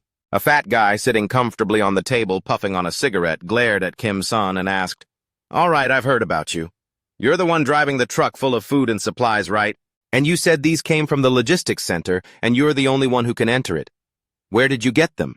Kim-san replied, "Yeah, I got them from the Gunpo Logistics Center." The fat man said, "Smart. I should have gone to a place like that first." Kim-san looked surprised and asked, Where is this? What is going on?" The fat man leaned back in his chair, looking tired, and replied, "Where do you think this is? Can't you tell by looking that it's a military base? What was it called again? Communication Department. No Combined Forces Command." Kim-san jumped, thinking, "Communication Headquarters." The fat man laughed gloatingly, put out his cigarette, and continued, "I was exempted from military service, so I don't really know the name. As for what's going on, just wait. It's almost 6 o'clock, and he will be here soon. It'll be faster if you see for yourself."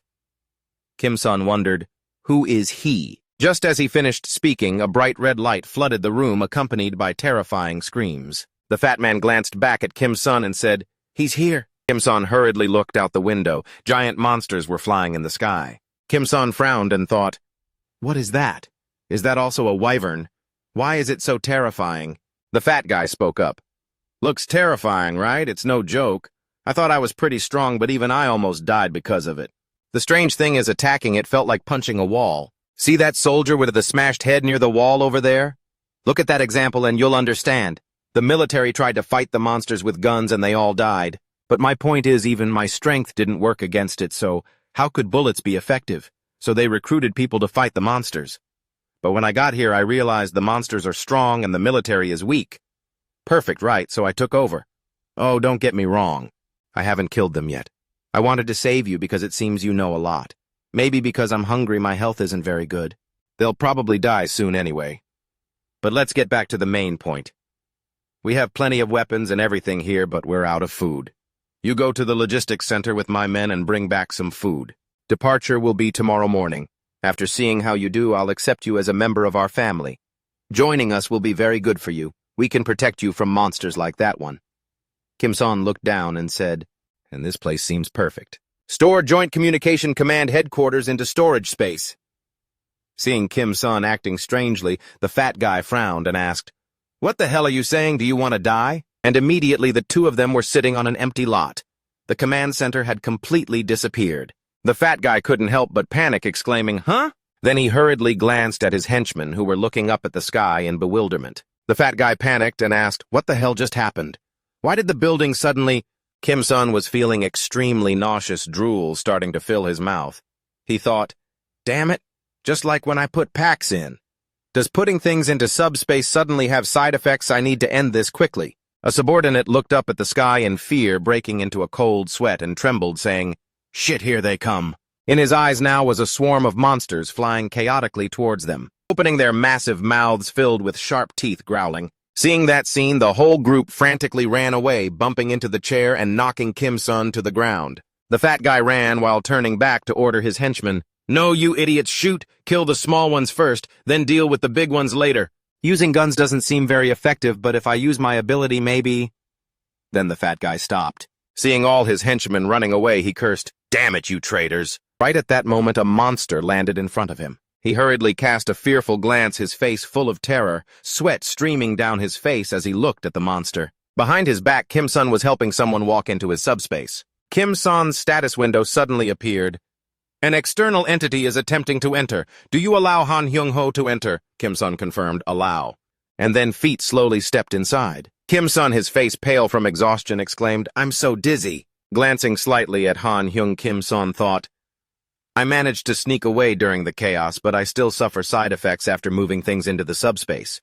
If this happens at a critical moment, it could be life-threatening." He looked back. The monster was staring right at the two of them. Kim-sun thought, "Wait, why is it staring here like that?" Turning back to the fat guy, he was trying to use his bare hands to punch the monster in the stomach. With a furious look, he shouted, "Die, you damn lizard, I've leveled up. My fist isn't as light as before." "I'm not a coward who runs away." Not giving the fat guy a moment to make any more noise, the monster clamped its jaws tight around his body, inside the subspace. Seeing Kim-sun return, the uncle hurriedly ran over. "Kim-sun, are you okay?" Kim-sun struggled to reply, "I'm so tired," then collapsed to his knees. "I'm fine." But seeing the soldier beside him, the uncle curiously asked, "Who is this?" Kim-sun replied. "He seems to be from the military. It looks like he was tortured by those people. His condition isn't very good. Uncle, please help me put him on the bed." After a bit of a struggle, the two of them finally got him onto the bed.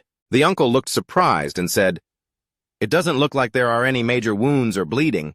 Was it those guys outside?" Kim-sun replied. "Yes, it seems so. I didn't see it with my own eyes, but they said so themselves. From what I heard when I met them, he was already in this bad state. It's probably hunger. If so, it's likely malnutrition. When he wakes up, we should give him something to eat. By the way, there's probably a new building in here now." The uncle turned and replied, "Ah, yeah, I was just about to mention that." Then he turned sharply toward the outside and continued, "Suddenly right here." Kim-sun thought, "Outside the window." The uncle asked, "What is that building?" Looking from the outside, it looks massive. It looks like a military base. Kim-sun, looking equally bewildered, said, "Well, I brought the military base in, but I didn't think it would be this big. I was blindfolded at the time, so I didn't see it from the outside." The uncle spun around and exclaimed, "Huh!" Then Kim-sun pointed to the bed and said, "I need to check one more thing. Can you watch this person for me for a bit? I'll be back soon." The uncle replied, "Of course, go ahead." After Kim-sun walked away, the uncle wore a puzzled expression and thought, "Bringing an entire military base in here? What is he planning to do?" Kim-sun took out the bicycle and rode around for a lap. He circled the military base, looking pensive as he thought, there are countless ways to utilize this military base. Guns, ammo, explosives, gas masks, and even military vehicles. It's the perfect place for surviving the apocalypse. But unlike the logistics center in my subspace, using this is a bit difficult. In the logistics center, PAX handles everything, and I can deliver anything, but this isn't a logistics center. Guns are in the armory. As for ammo and explosives, if I need something, I have to get it myself. But the problem is finding where they are stored. When I was blindfolded, I didn't think this place was so huge. Damn it, it's even bigger than PAX. Even if we find the weapons and ammo, the problem isn't over. The one using the gun will be Uncle Yongsu, who has zero combat experience. After explaining his plan to Yongsu, the uncle looked excited, hopped on the bike, rode around, and said, "Leave it to me." Kim-sun replied, "Wait a moment, let me find some ammo to load." He thought, how long will it take to get guns from the armory and ammo from the boxes? Even if I get them, I don't know how to assemble them. Snapping out of his thoughts, Kim-sun said, "But the important thing now is that items in this military zone aren't infinite like in the logistics center. We need to be careful when using weapons, and we'll need a lot of practice." Suddenly, Pax flew over and said, "Incorrect. The subspace is programmed according to the AI Pax logistics system, so the newly added Zone 2 is also considered a type of warehouse." Hearing this, Kim-sun slammed on the brakes. He looked up with a curious expression and asked, "Say what?" Pax explained further, "Currently categorizing the system. Once the process is complete, you will be able to use items in Zone 2 just like in Zone 1. He hurriedly pedaled to stop Pax and asked, "Wait, does that mean guns and ammo can be duplicated and delivered, just like the goods in the logistics sector?" Pax replied, "Correct. However, as I said, the process is not yet complete, so they cannot be used at the moment. Currently, the process is at 0.81%. Kim-san quickly asked, "How long will it take?" Pax replied, "It is difficult to estimate the exact time as it depends on the item. However, if you want to prioritize any items, they can be completed first. Do you have any specific requests?" Kim-san's eyes lit up as he replied, "Guns, ammo, grenades, vehicles, fuel." Pax said, "These items will be prioritized and completed within 10 minutes. Kim-san hurriedly asked, "Oh, can I prevent others from using these items?" Pax replied, "Yes, I have issued a restriction on these items." Kim-san looked satisfied and said, "Excellent." Internally, he thought, "It's not that I don't trust Yong-soo or his family, but I'm not so sure about that soldier." Walking toward the subspace door, Kim-san said, "All right, now that I have weapons and vehicles, I hope the situation outside is okay."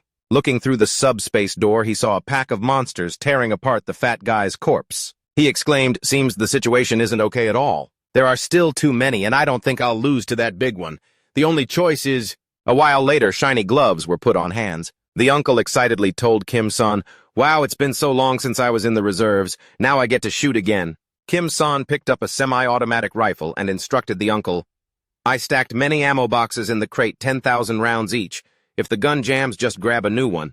It would be great if the ammo magazine came attached to the gun, but the system doesn't work like that.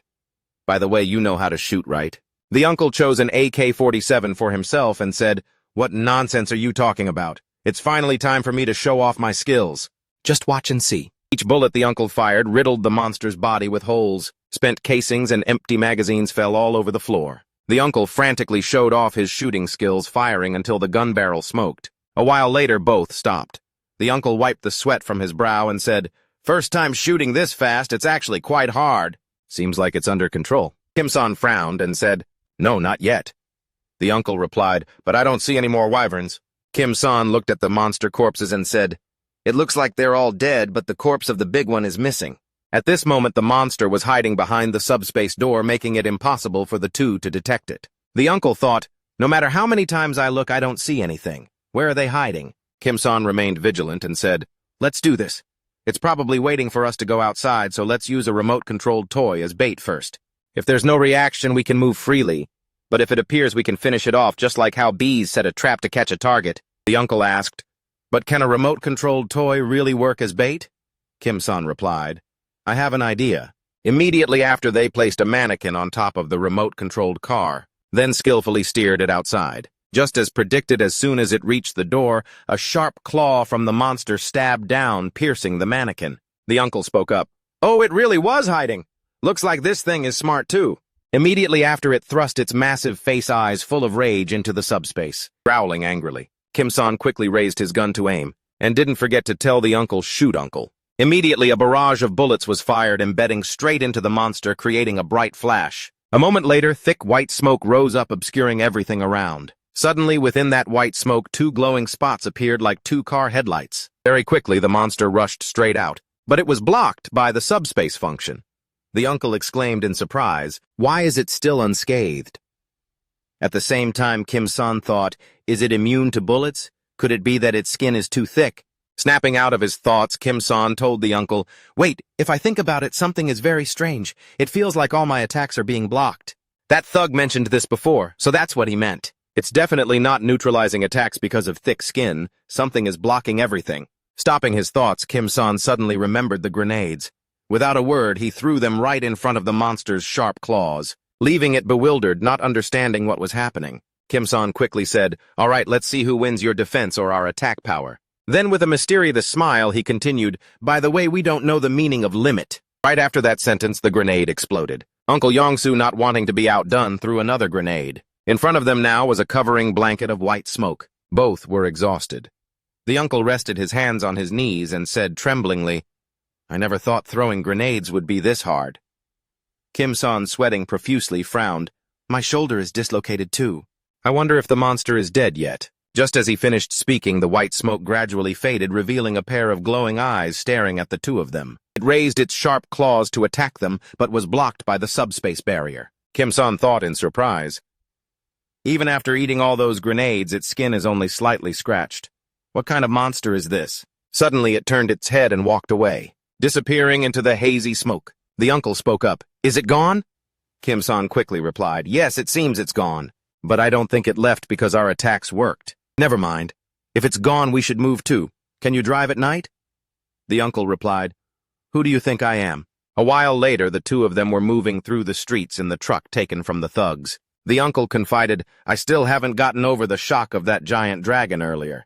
Kim-san said, me neither. Then he sank into thought. Dozens of grenades exploded and only caused a small scratch. Honestly, it seems those grenades aren't very effective. If a monster stronger than that dragon appears, what weapon should I use against it? Naturally, grenades can explode. But they are designed for killing, so their shrapnel is even more dangerous than the explosion itself.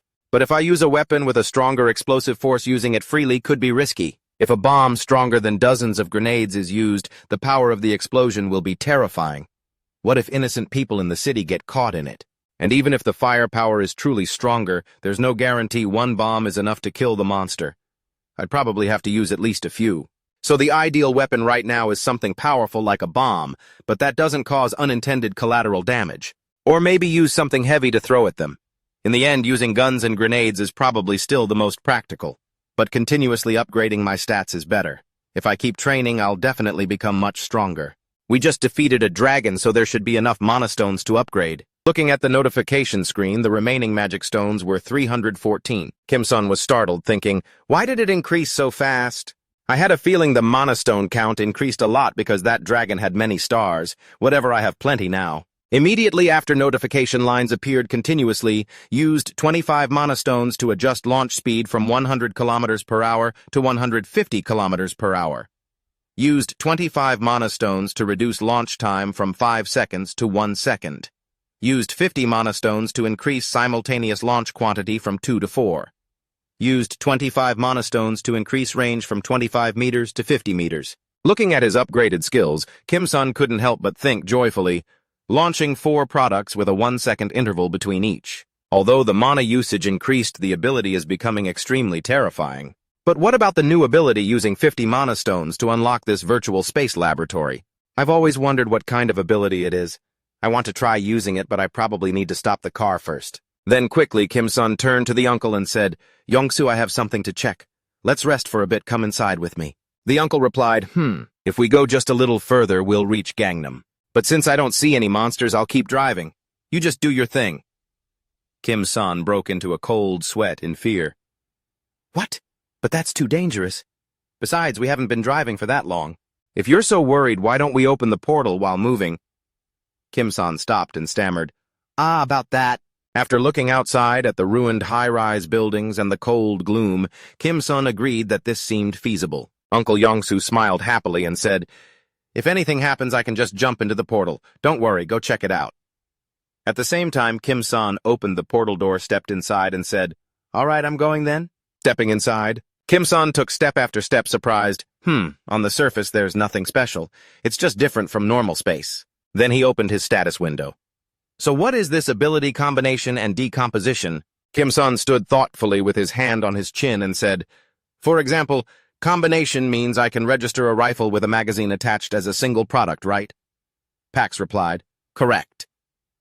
Kim-san looked up and asked, conversely, decomposition means I can register a grenade with the safety pin pulled as a product. Pax affirmed, correct, but if I register it like that, will it explode? Pax explained, products registered in the virtual space exist as data within the storage. Therefore, unless used via delivery or ordering, no physical processes occur. Kim-san, as if enlightened, said, then that's fine. Register the grenade with the safety pin and lever removed. Pax requested 15 mana stones to register the new product. Immediately after, Kim-san opened the status window, thinking, I can't create anything that can destroy a giant wyvern, but this is good enough. By the way, should I register the rifle with the magazine attached? Taping 2 magazines together for use is also a good idea. If this is the case, I can create a whole weapon, a weapon stronger than a bomb, but without causing massive collateral damage. Then suddenly cars stacked on top of each other appeared in front of Yong-soo, causing the uncle to exclaim in surprise, "How could they use cars to build a wall? Who on earth did this?" At the same time, Kim's son slowly stepped out of the portal. "You've been waiting long, right?" the uncle started and replied, "Ah, Kim's son. There were no monsters, so I didn't wait long, but there's a small problem." Kim-san looked puzzled and listened attentively. "Someone stacked cars to block the whole road. It really looks like we can't get through," Yong-soo said worriedly. "We probably have to turn back." Hearing that, Kim-san calmly replied, "No need. I just created a new weapon." Yong-soo asked in surprise, "A new weapon?" Immediately, dumbbells stacked into a block flew out from the portal door at a destructive speed, smashing straight into the cars, creating deafening explosions and tearing the cars apart, causing debris to scatter everywhere. Looking at the battlefield before him, Yong-soo couldn't believe his eyes. He had to take off his sunglasses to see more clearly.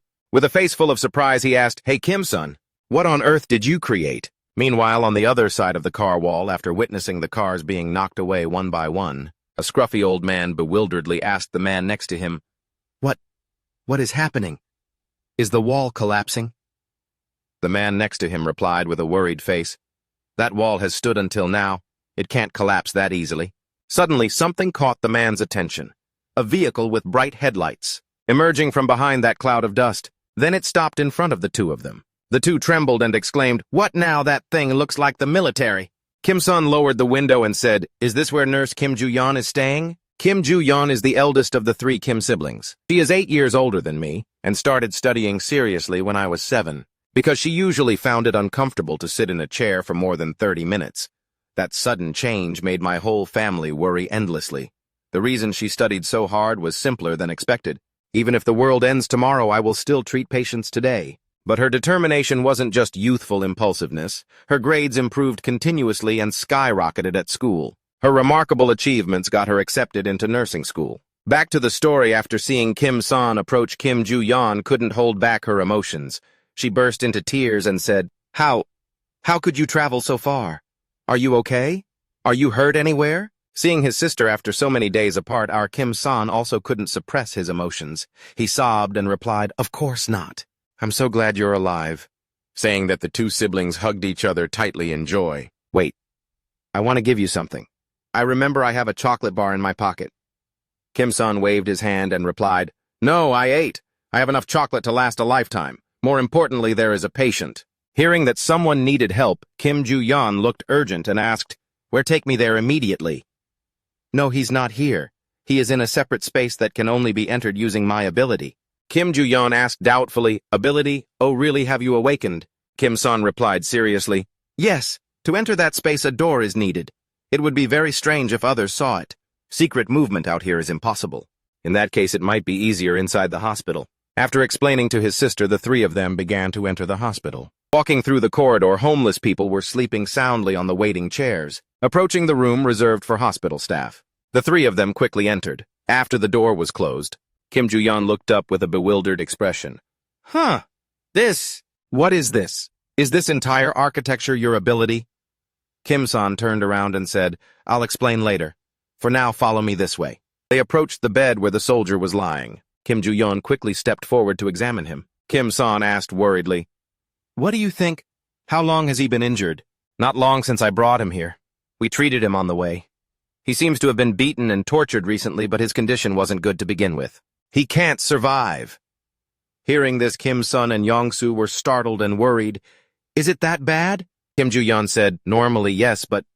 At the same time, she raised her hand, which emitted glowing rays of hope, and continued, "Look, I've also awakened and am a healer. Since my level is still low, healing will take time and a complete recovery is quite difficult, but he won't die." As soon as she finished speaking, Kim Ju-yeon began placing her energy-filled hands on the soldier. "For now, this is all I can do. It's just basic first aid, but more than the wounds, this malnutrition is the critical issue." Kim-san smiled cheerfully and teased, "Even if the world ends tomorrow, I will still treat patients today." This made his sister scream angrily, "Oh, you brat!" Immediately after, Kim-sun told his sister about what he had been through, from being chosen as an awakened one to meeting his friends and embarking on his journey. And that's everything that happened. "Hey sis, are you listening to me?" Kim Ju-yeon, with a bowl of food on the table, munched and said, Of course I'm listening." "Of course?" Kim-san asked with a sad face. Where did I stop? Kim Ju-yeon started, looked panicked, and replied, You were trapped in the factory and Pac saved you. Not quite. A bit missing, but not entirely wrong. Seeing the uncle's wife approaching, the sister happily said, Anyway, nice to meet you, I love it. The uncle's wife said, I'm glad you like the bread I made, but bread isn't as filling as rice. So if you're still hungry, there's plenty more bread in the fridge. Help yourself. Oh, right, Mr. Kim's son. I tidied up the guest room on the ground floor. There's a bed and other things. It would be great if your sister used it to rest. Oh, when did you do that? Thank you. Don't worry, I did it because I wanted to. I still have bread in the oven. I'll go first. Kim Ju-yeon curiously asked, How come they are here? Kim-sun sulked. You didn't listen to my whole story. I'm too lazy to explain again. In short, I'll bring the family into this space. I found my eldest sister, so now I should go to Yuljiro. After all, our second sister is currently there. Kim Ju-yeon interrupted. Kim-sun, I'm sorry, but I want to stay here. Kim-sun looked panicked and asked, What? Why is it because there are too many patients here? There are over 300 people gathered at this hospital. There are patients who need constant monitoring or medication. But that's not the problem. Other nurses can take care of them. The real problem is, elsewhere, a man in a white coat looked out at the ruined buildings and asked someone, Are there two of them? That's right. The guards shouted that. The wall was knocked down by a vehicle, and they arrived in a military vehicle. The man in the white coat asked, Are they special forces? We're not sure either, but one of the two entering the hospital claimed to be Nurse Kim Ju-yeon's younger brother. The man in the white coat glanced back and asked, Is that true? Yes, so they won't pay too much attention to us. Yes, no need to worry too much. Maybe they just need food and shelter. We control the food supply here, so we can distribute some food to them, or use Kim Ju-yeon to our advantage. And no matter how strong the awakened ones are, do you think they will be stronger than you? A man, huge with veins bulging on his face, replied indifferently, Impossible. Yes! Jin Seong-hak said, Right. Now welcome their family warmly as if you were a kind person. Do you understand? The big man nodded repeatedly in agreement. Yes. By the way, have you patched up the broken wall? Yes, we patched it up even higher than before. Back to Kim-sun's conversation with his sister. Kim-sun looked very surprised and asked, Poisoning, is that right? There's no other reason for someone to change so drastically overnight. Kim-sun asked doubtfully. Wait, so Chief John Hawk used his ability to poison people? Is he controlling the poisoned people? Kim Ju-yeon affirmed, That's right. You can understand that most awakened people besides me have been infected. The infected awakened ones are currently guarding the mana stones and food. Swallow it and then speak. No, I'm not sure why I and the other nurses weren't poisoned, but anyway. I've been secretly absorbing mana stones to strengthen my ability.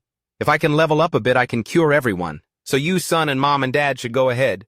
I'll find a way to survive here. Kim-sun, after hearing his sister's words, expressed disagreement, making Kim Ju-yeon angrily scold, Hey, Kim! Son, are you not listening to me? It's very dangerous. Sis, are you listening to me? Kim Ju-yeon asked blankly. What? Kim-sun calmly replied. You said the chief's weapon for internal control is food, right? Then it's simple. I'll handle it quickly while you work. Watch closely. My true ability. No more wasting time. Let's start right now.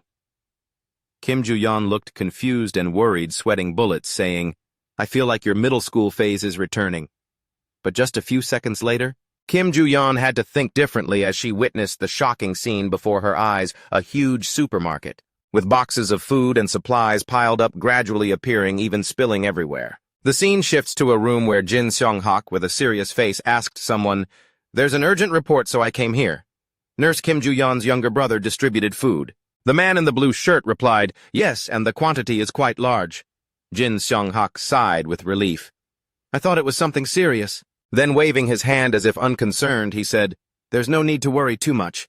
They only managed to steal one military vehicle. How much food could they possibly have? Sooner or later they will be robbed of their food. When they run out, they'll have to beg us to share. They should have hidden and saved it instead of sharing. The young man in the blue shirt fearfully interrupted. Actually, Jin Seong-hak calmly continued, This makes things even easier. We don't even need to lift a finger. No. Is their food supply even more than what we have stored? Hearing this, Jin Seong-hak couldn't believe his ears and asked, startled, Huh, what? How is that possible? I'm not sure either. Now Jin Seong-hak looked pensive, wondering, Currently, all food in the hospital is brought from outside by the reconnaissance team. It has to be transported by trucks due to the large quantity. But they only have one military vehicle. How can they have more food than us? Special ability. Is it the ability to duplicate items or maybe shrink items and restore them to their original size? Whatever it is, they definitely have a special ability. We must recruit them. Thinking this, he produced a bottle of pills and said, "Give Song Hyun-gu this pill and tell him to follow my orders. Do whatever it takes to get Kim Ju-yeon's younger brother addicted to the pills. If that's not possible, just kill him." Yes. And you said they are traveling with someone else, right? Night had fallen. The bright moon hung high in the sky with white clouds drifting by. Kim Son was reaching down for the food boxes of an old man lying there. But then he suddenly stopped thinking, it's not this person. Maybe I missed them when I passed by. I thought they would be easy to recognize, but I still haven't seen anything. I must find that person soon. Everything will be easier. Do you know what abilities the addicted awakened ones have? What are they? Well, one person can close opened can lids and another can automatically clean clothes. Are you kidding me? No, seriously. Their abilities aren't too terrifying.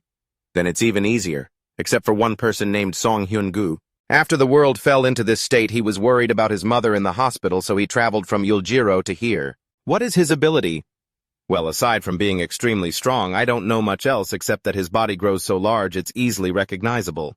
While Mr. Song Hyun-gu went to handle business, we discussed how to help the hospital patients break their addiction. Kim Son spoke up.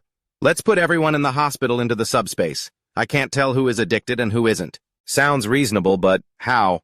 Kim Son calmly replied, let's start moving. It's late and some people have trouble moving. Just getting one finger into the subspace is enough. Kim Ju-yeon said sadly, when we're done, we'll be the patients.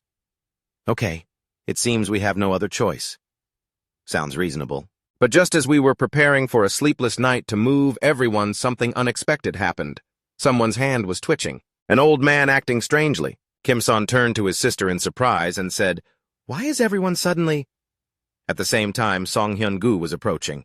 With bloodstains on his shirt, he said, I have resolved everything. Then quickly bowing to Kim Son, he continued, though it's late, my mother and I, along with everyone in the hospital, are extremely grateful for saving us. Before we started moving, Mr. Song Hyun-gu had taken care of Jin Seong-hak, and thanks to that, we didn't need to go around the hospital. Kim Son replied, it is I who should thank you. Ah, by the way, are you okay? I'm sorry for throwing the ball too hard earlier. Haha, I'm fine. No broken bones, just light bruising. Of course it was quite shocking. I've seen many monsters and strange phenomena, but seeing a UFO fall from the sky, really? Even monsters can't compare? Kim Son gave a forced laugh and replied, sometimes I'm surprised by my own ability too. Song Hyun-gu asked, so do you plan to stay at the hospital? I know it might sound selfish after you've helped us, but honestly, I really hope you can stay at the hospital. Kim Son cheerfully said, I understand, but I still haven't met all of my family. I will probably have to leave soon. Song Hyun-gu smiled, slightly nodded in agreement, and said, oh, I see.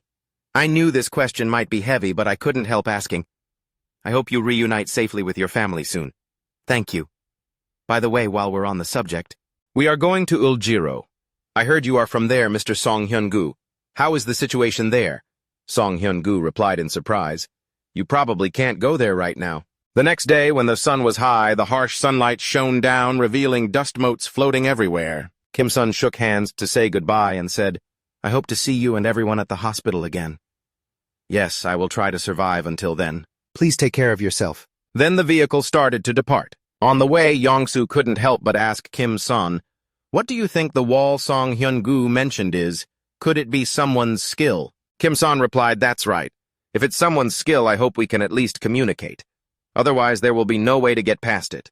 It sounds unbelievable remembering Song Hyun-gu's words, but when I left Yuljiro, a giant wall had sprung up between Yuljiro and Namsan. Yes, it's absurd to describe it like this. Ha.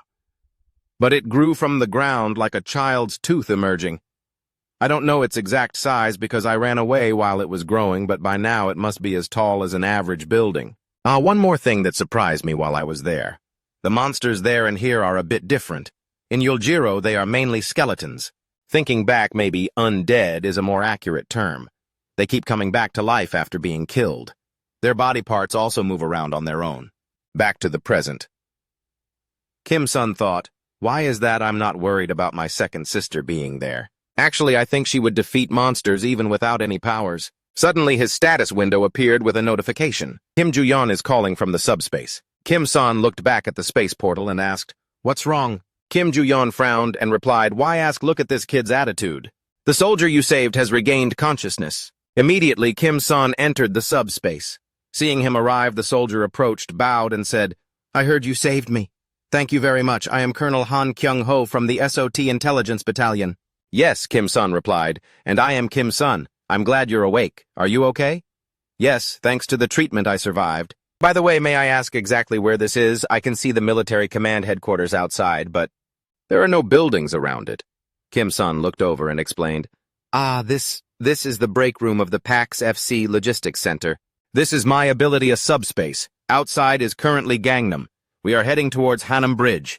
The soldier asked blankly, "What a logistics center, a subspace outside is Gangnam, but it's Hanam Bridge." Kim Ju-yeon pointed at Kim-sun and explained, "Simply put, everything here is created by this kid's energy. Actually, right now we are in Gangnam." The soldier stammered, It's Gangnam. Yes. Then if you don't mind, could you let me off here?" Kim-sun panicked, waved his hands and said, "Sorry, you seem to misunderstand something. We have no intention of harming you." The uncle also spoke up. "I also received help just like you. Kim-sun is not a dangerous person." The soldier sighed and waved his hand. "I know you aren't dangerous because you saved and treated me. It's not that I don't trust or feel worried about you. Although I can't say the exact reason I need to get to the Joint Chiefs of Staff as quickly as possible." Kim-san asked, "It must be something serious then. If that's the case, I understand. Could you bring banana milk and a sandwich?" Immediately, Pax brought the food and said, "Toast 2901, banana milk 1801. Kim-sun took it from Pax's hand, gave it to the soldier, and said, "I can let you go. But I won't let you go easily. Finish eating these, then tell me what is happening, and I will let you go." The soldier squeezed his eyes shut and said tremblingly, "But it's hard to say." "Oh, it seems you don't like bread. Then how about this?" Immediately, a pizza and other delicious dishes appeared before the soldier's eyes, making him unable to resist. He stuffed his mouth full and said, "One day, suddenly creatures from another world started appearing everywhere across the globe at the same time. When I say creatures from another world, I don't just mean monsters. Insects, animals, plants, and even terrain like mountains also appeared. These creatures attack everything in sight, humans, animals, and even others from the other world. They spare nothing. While dealing with the monsters, the government also started recruiting awakened ones. They established a new unit with the recruits. The awakened units handled monsters very effectively. The area where my unit was stationed near Gwacheon and Anyang seemed to have found stability. The problem was until that thing appeared. Guns, grenades, or artillery, nothing could harm that dragon. We continuously requested support from military units near Gwacheon and Anyang, but both places were on the verge of destruction by similar powerful monsters, and there was no response from headquarters. It was strange. We could communicate with Gwacheon and Anyang during battles with monsters, but not a single report was sent from headquarters. In the end, we had no other choice.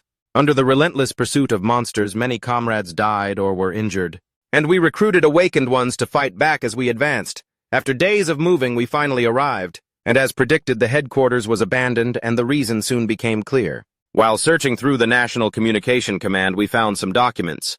In those documents, the word coup was written. After that, I tried to get to the Joint Chiefs of Staff, but I was caught by the dragon. And to make matters worse, some awakened ones killed the soldiers and took over the command center. Perhaps, after hearing the story, Kim-san waved his hand aside and said, "A coup in the midst of this situation, I understand. However, we have to go to Yuljiro. I'll drop you off when we cross the Han Bridge. Let's go as far as we can together." The soldier said with his mouth full, "I'm fine with getting off right now. Thank you for your concern." Kim-san and Yong-soo stood up, walked back to the space portal, and said to each other, "Just rest. I'll go as fast as possible. Shall we go?" Kim-san said, "No, at maximum speed it's only a little faster." "What do you mean, Kim-san, time is pressing? We have to go as fast as possible." The soldier then felt suspicious and wondered, come to think of it, if he saved me, he must have encountered that dragon. How could he escape that persistent creature? It's hard to tell just by appearance. Wait, what is that? Ahead, a monster is ahead. Then immediately a stack of dumbbells launched out from the space, knocking the monster away right before the soldier's eyes, making him wonder in surprise. Dumbbells? A stack of dumbbells was fired at the orc. Interrupting the soldier's train of thought, Kim-sun ordered, "Pax lower military vehicle number 1. Pax immediately accepted the order and quickly brought the vehicle out. The soldier, seeing the scene unfold before him, couldn't believe his eyes and thought, an old military vehicle. Kim-san turned back and told the soldier, just keep eating and resting. We'll arrive soon, but I'll leave the gate open so you can see the situation outside. The soldier couldn't help but panic, thinking, firing a stack of dumbbells and then summoning a military vehicle. What kind of ability is this? Am I seeing things? Moments later, an orc was taken down by a huge stack of dumbbells, knocking it backward, witnessing them being taken down one by one right in front of him. The soldier curiously leaned out of the subspace, thinking, what is that? Maybe I was just seeing things earlier. I couldn't believe my eyes, but no, I saw it correctly. Firing heavy objects at high speed to attack monsters, he can fire up to 4 in a second and even adjust the trajectory at will. Moreover, after firing, he can recall them and even extract mana stones from the defeated monsters. It's truly a crazy ability. Interrupting the soldier's thoughts, Yongsu seemed to see something ahead. It's indeed Banpo Bridge and the submerged bridge. It's no good here either. In front of them now was a bridge broken in two. Seeing the unfavorable situation, Kim-sun awkwardly turned back to the soldier and said, I said we'd arrive soon, but it looks like it'll take a bit longer. We might have to find another route. The soldier gestured and said, it's only been an hour. I'm very grateful for your help. In that case, I'll go back inside. Then we'll head out immediately. Saying that, Yongsu hurriedly shifted gears to reverse. At the same time, the soldier thought, 1 hour. That's the time it took to get from Gangnam to Banpo Bridge. Besides detouring around collapsed roads, they had to deal with monsters. To take only that long is extraordinary. This miraculous time is certainly partly due to Kim-san's ability. But the person driving next to him deserves the most credit. His driving skills are so amazing it makes me dizzy just watching. At first I was startled and almost couldn't keep my food down. Luckily I went inside this time before getting car sick. Both of them have outstanding abilities. Suddenly the car stopped at another bridge. Looking at the cracks on the bridge, Yongsu confidently said, this place is passable. Yeah, but... Looking into the distance, something was emitting a sparkling light. Kim-san said in surprise, that looks like a fortress wall. The car definitely can't get past it. Right, it's quite large. If we can see it from here. Kim-san hesitated for a moment. It's too far. I don't know if I can break it. Taking this route means we'll have to go through Yongsan. If that's the case, since it's on the way, we'll drop you off up ahead. The soldier was startled, thinking, is this possible? After arriving at this drop-off point, the soldier stepped out of the vehicle, not forgetting to say thanks. Thanks to you two, I made it here safely. Kim-san looked out, smiled cheerfully, and said, I hope the situation gets resolved well. Take care. The soldier bowed quickly. Thank you very much. Then Kim-san turned back to his status window, smiled happily, and said, so now the only thing left is to go to Yuljiro. Looking at it earlier, the fortress wall looked quite high and solid. Should I just upgrade and put the whole wall into another space? Ah, no, that won't work. The government is providing mana stones to support the initial development of awakened people. If you two join the government, you'll definitely receive significant support. Kim-san gave a polite smile. Thank you for the offer, but for me, family is the top priority. Yes, and as for mana stones, we can find them ourselves. But if it's at headquarters, there must be at least 1 or 2 helicopters, right? Helicopters. The soldier hurriedly replied, yes, it's possible. In a room with documents arranged on the table, a man with a sorrowful voice stood looking at a map on the wall. Gwacheon and Anyang seem to be destroyed too, and the 56th Division as well. The only true gathering point left is the First Corps. In this situation, can we even say the government still exists? It's truly dark and bleak. Suddenly a soldier's voice rang out from outside the door. Commander, someone is here to see you. I think you should meet him. Who is it? The commander, finding it hard to believe, asked, the 50th Communications Company, is that really true? Immediately after, the soldier walked in and solemnly raised his hand to salute, then slowly reached his hand inside his jacket, taking out a piece of paper and handing it to the commander. After reading the information written on it, the commander looked extremely panicked, staring at the soldier, then hurriedly looking down at Kim-sun's car parked below. A moment later, the soldier led the commander and a few people towards Kim-sun. Bowing his head, he said, I heard about it. Thank you so much for your help. You did a great service for the country. Kim-sun quickly waved his hands and replied, it's nothing, I just helped Mr. Han Kyung-ho. The commander quickly interrupted, I heard about your ability, Mr. Kim-sun, from the communications company commander, as well as your proposal. You proposed exchanging supplies and food for a helicopter. Helicopters are important strategic assets, but with your ability, Mr. Kim-sun, an exchange isn't impossible. However, I have a condition. I hope you join the military as an awakened one. As you know, the government is currently facing many difficulties in controlling the situation, but if you join the military, we might find a clue to solve the problem. Kim-san immediately waved his hand to refuse.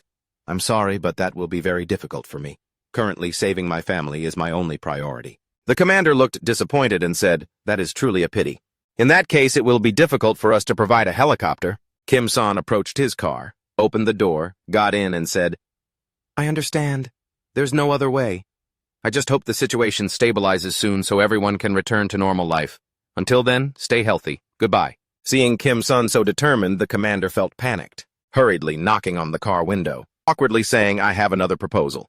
If you help us with this matter, I will give you the helicopter. Then Kim-san's car started moving, leading the military vehicles behind. Taking a few sips of milk after a long, tiring journey, Kim-san thoughtfully recalled the commander's words. Most recently, we gathered reserve awakened ones at Gisan. Currently, we still maintain clear communication with that area. The problem is that the undead have blocked the road. Kim-san was surprised. Undead? Correct. Although their combat power isn't terrifying, they are troublesome monsters. They come in large numbers and they only stop reviving when you destroy the core located near the bottom of the right ribcage. Kim-san then said, in short, you want me to break through the undead and rescue the isolated awakened ones, right? The commander replied, exactly. After dealing with the undead, the vehicles passed through conveniently and picked up the reserve awakened ones. On the way back to meet the commander, Kim-san recalled his previous advice. But with your ability, Mr. Kim-san, perhaps the undead will be easily defeated. We had to face them with guns, but breaking their cores became extremely difficult. But Mr. Kim-san, you should also note that although it doesn't appear often, there is one among the undead that is completely different from the rest. We call it the Undead Knight. If you encounter it during the mission, avoid it as much as possible. Even if you suffer losses, you must retreat, because normal attacks have no effect on it. Snapping out of his thoughts, Kim-san told Young-soo, let's start. I haven't had a chance to check the fortress wall clearly anyway.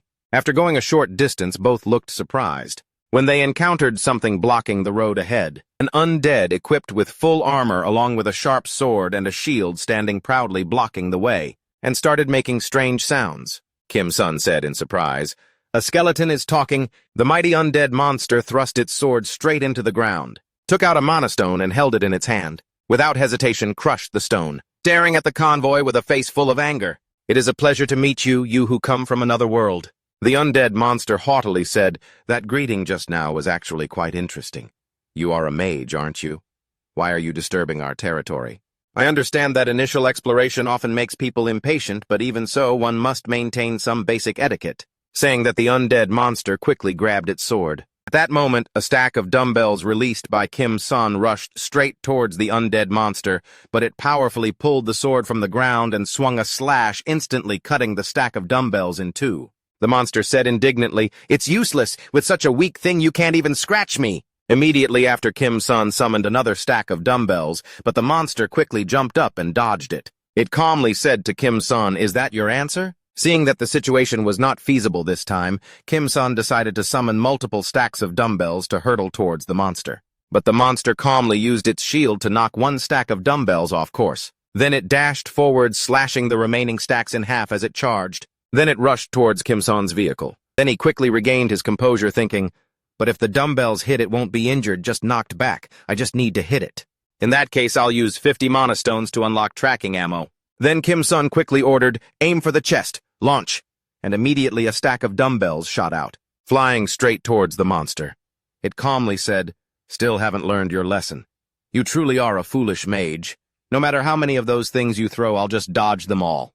Just as the monster finished its arrogant sentence, the stack of dumbbells slammed straight into its body like a mad bull, pushing the monster backward with a force that tore up the road surface. The monster explained, don't be complacent too soon. That was just my carelessness. Immediately after, another object silently appeared in front of the monster, making it panic and think, what is this? I didn't see anything just now. And the ball quickly slammed into the monster's face, knocking it backward. Kim-san was continuously reading out dual commands, left rear front, top of head, right back of neck, left front, bombard in that order, packs. Immediately receiving the order, Kim-san raised his hand to rub his mouth, sighing in relief. I almost dislocated my jaw, Young-soo said in shock. Although it's tough, at least it's taking physical damage. Thank goodness. It's okay for now.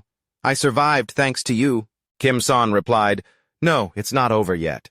That skeleton knight is even tougher than the giant wyvern because of its armor. Plus it uses a shield and sword.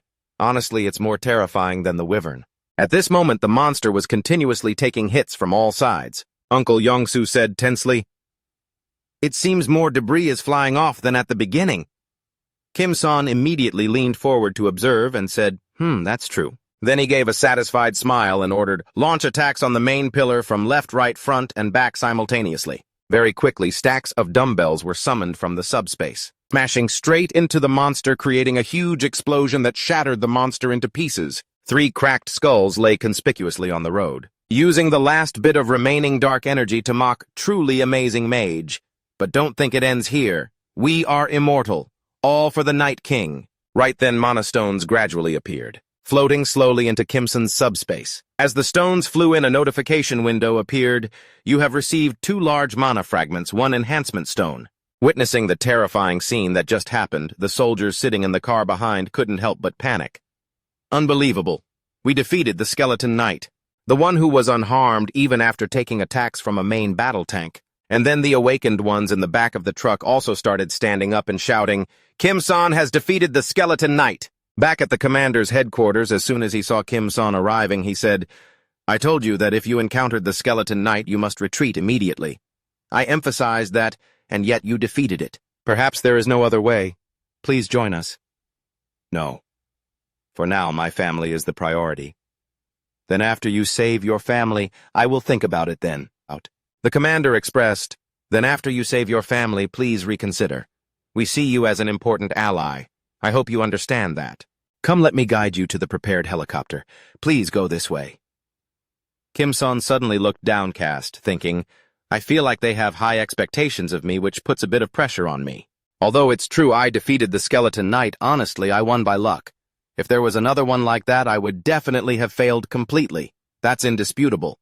And the biggest problem is that there are at least 11 more like it. Taking heavy steps up the stairs, Kim-san wondered, he claimed to be one of the 12 knights, but dying isn't really dying. What does that mean? And the Night King must be much stronger. The large caliber bullets I prepared carefully didn't do much damage to him. Meanwhile, bowling balls cracked his armor. Are bowling balls stronger than large caliber bullets? Sounds absurd. Is there any law of physics like that? No, if I think carefully, monsters don't follow logic anyway. The commander interrupted. Speaking of which, I heard from Lieutenant Colonel Han Kyung-ho that you intend to go to Yuljiro, right, Mr. Kim? Kim-san started and replied, yes, that's correct. The commander continued. As you can see currently in Yuljiro, there is a towering fortress wall. Our military deployed a unit to investigate its origin. But currently we have lost contact with them. Now we can only probe inside the city from the air.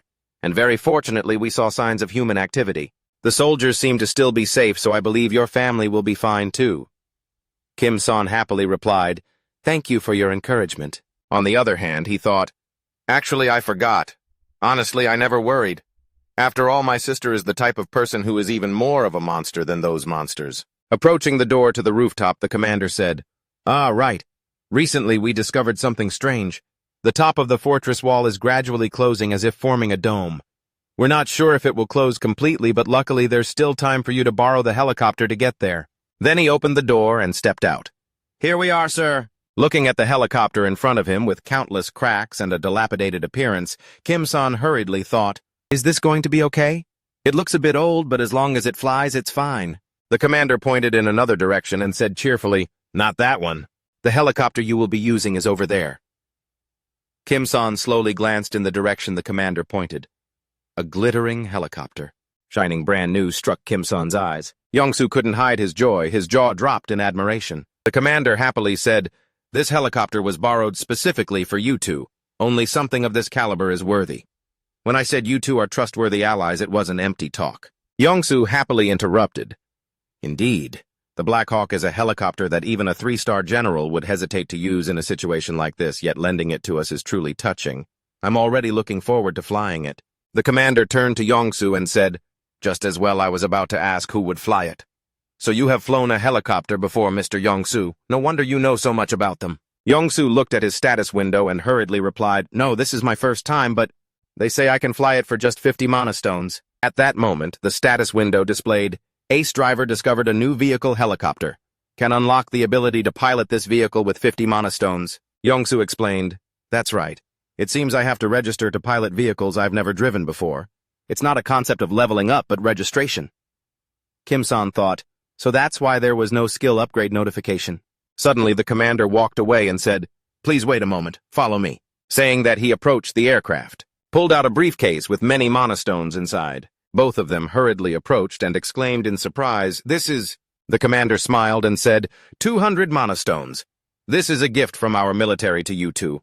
Originally, I planned to surprise you when you boarded the plane, but I thought giving it now would be more exciting." Kim-san and Yongsu couldn't help but be delighted and replied, "Oh my god, thank you so much. Thank you." Then Yongsu said, "I only need 50 stones. Kim-san can put the rest in his bag." Very quickly, Yongsu used 50 stones to unlock his helicopter piloting ability. The uncle happily and excitedly shouted, "Woohoo! Got it instantly. Let's go." Kim-san turned sweating bullets and said, "We'll go, but your expression looks a bit scary. Can we go a bit slowly?" The uncle smiled with satisfaction and said, "No can do." Sitting in the helicopter, Kim-san couldn't stop looking terrified, tears streaming down his face, while the uncle, on the contrary, felt extremely happy and said, "There's still time before departure. Just mentally prepare yourself. It's fine. I'll let you know when we start." Saying that, the uncle began frantically manipulating the controls. Watching the uncle's every move, Kim-san thought, "I wonder what everyone's so busy with. They look in such a hurry. Sitting still feels weird, too. By the way, let's check the things I just received." Then Kim-san opened his status window. A notification line read, "Large mana times 2 enhancement stone times 1. Each large mana stone can be converted into 100 regular mana stones." Reading this, Kim-san immediately converted the 2 large mana stones into 200 regular stones, raising his total mana stones to 1,393. Then he thought, "Even though I took down a lot of dried skeletons during the rescue operation, I didn't expect to collect this many. I must upgrade my level immediately." Immediately, the screen displayed, "Use 1,000 mana stones to upgrade storage space progress 3%. You can still use related abilities during the upgrade." Looking at the enhancement stone, Kim-san wondered, where should I use this stone next? The notification screen displayed, "Enhancement Stone. Shares the same origin as regular mana but supplemented with distinct properties. If using the Awakening system, you can consume an enhancement stone to attach special properties to an object. This is a Fire Attribute Enhancement Stone." Kim-san thought, "Earlier I checked the message window after obtaining the large mana stone and enhancement stone. According to the notification window, the enhancement stone is not like regular mana stones. It amplifies the properties and attributes of the object it attaches to. Simply put, this enhancement stone can give an object fire attributes just like that skeleton knight. The problem is, it's unclear how strong the enhancement will be, considering that the thing I want to enhance is..." Immediately after, another notification appeared, "Enhancement process complete. Specialized bowling ball for spin technique +1. Rarity rare. Description: unable to load fire attribute information. Effect: piercing burning." The uncle hurriedly interrupted. "Come on, we're preparing for takeoff. Hold on tight and brace yourself." The propeller started spinning, and at the same time the commander raised his hand to salute. "I hope everyone in your family will be rescued safely and return in peace." Kim-san and Yongsu smiled happily and signaled back to the commander. Simultaneously, a notification appeared. "Upgrade process complete. New items unlocked and abilities enhanced. Now people registered in the storage space can also use item recall. You can use mana to temporarily expand the standard export limit for each item." Outside, the commander was still watching their helicopter and thought, "The propeller is spinning. Looks like they're about to take off. When they return, perhaps they should consider joining the military. Although I gave them both the Black Hawk and the magic stones, I'll try proposing it again when they come back." But why are their expressions like that? Did I do something wrong? On Kim-san's side, the notification window displayed, "Available items cost 250 storage space. Transformation system allows using transformation features. Storage space life support system provides light healing effects in storage space. Item registration by category. Allows registering items from outside into storage space as long as the item fits the category." The biggest drawback of the storage space ability is that it can only contain a single object. Containing objects outside the standard, like a logistics center or military base. Although I've utilized it optimally, if it's not a registered object, it cannot be used or stored. However, is it possible to register new items into the storage space? Category: military base. The helicopter I'm sitting in also belongs to the military base category. Then a notification appeared. UH-60 Blackhawk can be registered in this category. Registration cost is 107 mana stones. Down below, the commander suddenly stopped in his tracks, turned back to look at the helicopter, wondering, why are those two coming back? Could there be a problem with the helicopter? As the helicopter gradually came to a stop, Kim Son's space portal began to open, and a duplicated helicopter landed in the exact spot it had just vacated. Then Kim Son waved goodbye and left, leaving the commander astonished. The scene shifts to a place where walls are gradually closing in like a dome. In a house with an eerie, bright red light, a figure sat on a chair in the distance, emitting a majestic aura. It was a skeleton wearing a crown with glowing eyes and a thoughtful expression, saying, "No matter how I think about it, I can't understand." The level allowed to invade Earth is only level 8. Higher entities who want to come here must accept a downgrade just as I did. Yet a famously arrogant mage accepted a downgrade just to come here. Not to mention he crossed the territory I occupy to kill one. The skull pet beside him replied, "According to what one transmitted before dying, he tried to negotiate but was attacked immediately. Clearly that is a dangerous mage. Just give the order, my lord, and I, Lancelot, will take that mage's head and offer it to the Night King." The Night King said, "The only reason a high-level entity comes here is for one thing he also wants to occupy before the opening phase fully takes place, just like me. If so, as you say, eliminating him would be a wise move. But since it happened outside the city, there is no need to rush for now. More importantly, we must focus on the harvest. It's a pity one died, but the enhancement stone can be retrieved. Everything is nearing completion. As soon as the harvest is done, deal with that mage immediately." The skull pet replied, "Yes, my lord, but it seems humans have entered the city." The Night King said, "Probably just those noisy toys again. Just leave them be. Soon the dome will be erected. Camelot will just have a few more baits." Back at Kim Son's helicopter, it seemed they had flown to the location of the fortress wall. Kim Son looked down at the works below and thought, the destructive power of this thing seems stronger than the original pillar. Thinking back, I should have just enhanced the original pillar. Yongsoo interrupted. "Hey, Kim Son, we are about to reach the designated location, but we can't land right now. If finding a landing spot is difficult, I can use the item recall function to..." Yongsoo looked down and explained, "It's not that, it's because... down there a skeleton knight is fighting another monster. Both are very formidable. If we land now, we might have to face both of those monsters." Kim Son asked, "You see it as a monster too, right? Of course." "That is my biological sister." What the monster that just knocked down the skeleton knight?" Below, the woman clenched her fist tight. With a very confused expression, she wondered, "Strange. The impact was clearly felt. Why won't it die no matter how much I hit it?" Recalling his childhood, Kim Son told the uncle about a time when they accidentally watched a mixed martial arts match on TV. She was completely captivated. Luckily, she had a pretty obedient younger brother. She won against her brother, but she wasn't happy about it.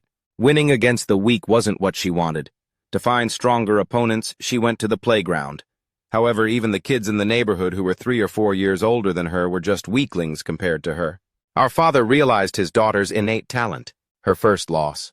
Although she tasted the pain of defeat, she wasn't one to give up easily. With the instinct of someone hungry for victory, superior physicality, and a passion that never extinguished, she learned martial arts like boxing, kickboxing, wrestling, and jiu-jitsu, winning many awards. By the time she was in 7th grade, she had no rivals in middle school tournaments. With a passion that never cooled, she threw herself into relentless training and competition, to the point where her addiction to training became severe. Eventually, both her knee ligaments were torn. However, she didn't stop. Thinking the recovery time was too long, she went back to training, leading to many other injuries, big and small. Before these injuries could heal, she continued training and got injured more. The result was that last year, at the age of 24, she officially debuted as a fighter. With her ability, she should have debuted long ago. Back down below, the skeleton monster indignantly asked the girl, "Let me ask you something. Why didn't my attacks hit you?" The girl stood proudly and replied, "Are you serious? Are your hands slow? No, compared to others, my speed is not inferior. The problem isn't speed, but technique. You surely have some kind of technique." The girl calmly replied, "Technique none at all. I just watched your shoulders, hips, and stance. As expected, the most important thing is still the foundation. I learned something new again. To be honest, if it weren't for the level difference, I would have lost to you." The skeleton monster smiled smugly and said, "Therefore, I will let you leave here. Time is running out. If you don't leave the castle, you won't escape death. I will tell the knights to allow you to leave," even though that was inherently impossible. But as a small tribute to the one who helped me realize the importance of the basics, At that moment, Kim San's bowling ball rushed in, tearing the monster's body into pieces, scattering everywhere and bursting into flames. The girl put her hands on her hips, surprised. A bowling ball? It was destroyed by a bowling ball. Even I couldn't break it, so how could a bowling ball? Then the mana stones from the monster's body slowly floated up, rushing straight toward Kim San's storage space door with great speed, leaving the girl unable to hide her curiosity. At the same time, Kim San's helicopter gradually descended, stopping right in front of the girl. Kim San slowly opened the helicopter door and stepped out. Smirking, he said to the girl, "Long time no see. You look healthy, second sister." The girl, startled and jaw-dropped, exclaimed, "Huh, the youngest." A table full of delicacies was set out. Inside the subspace, Kim Ju-yeon couldn't stop asking curiously, "You mean the ability you gained is creating an invisible barrier? And while that barrier exists, your physical abilities are enhanced?" The girl replied while devouring the food, "No, my physical abilities were already good. It has nothing to do with that barrier."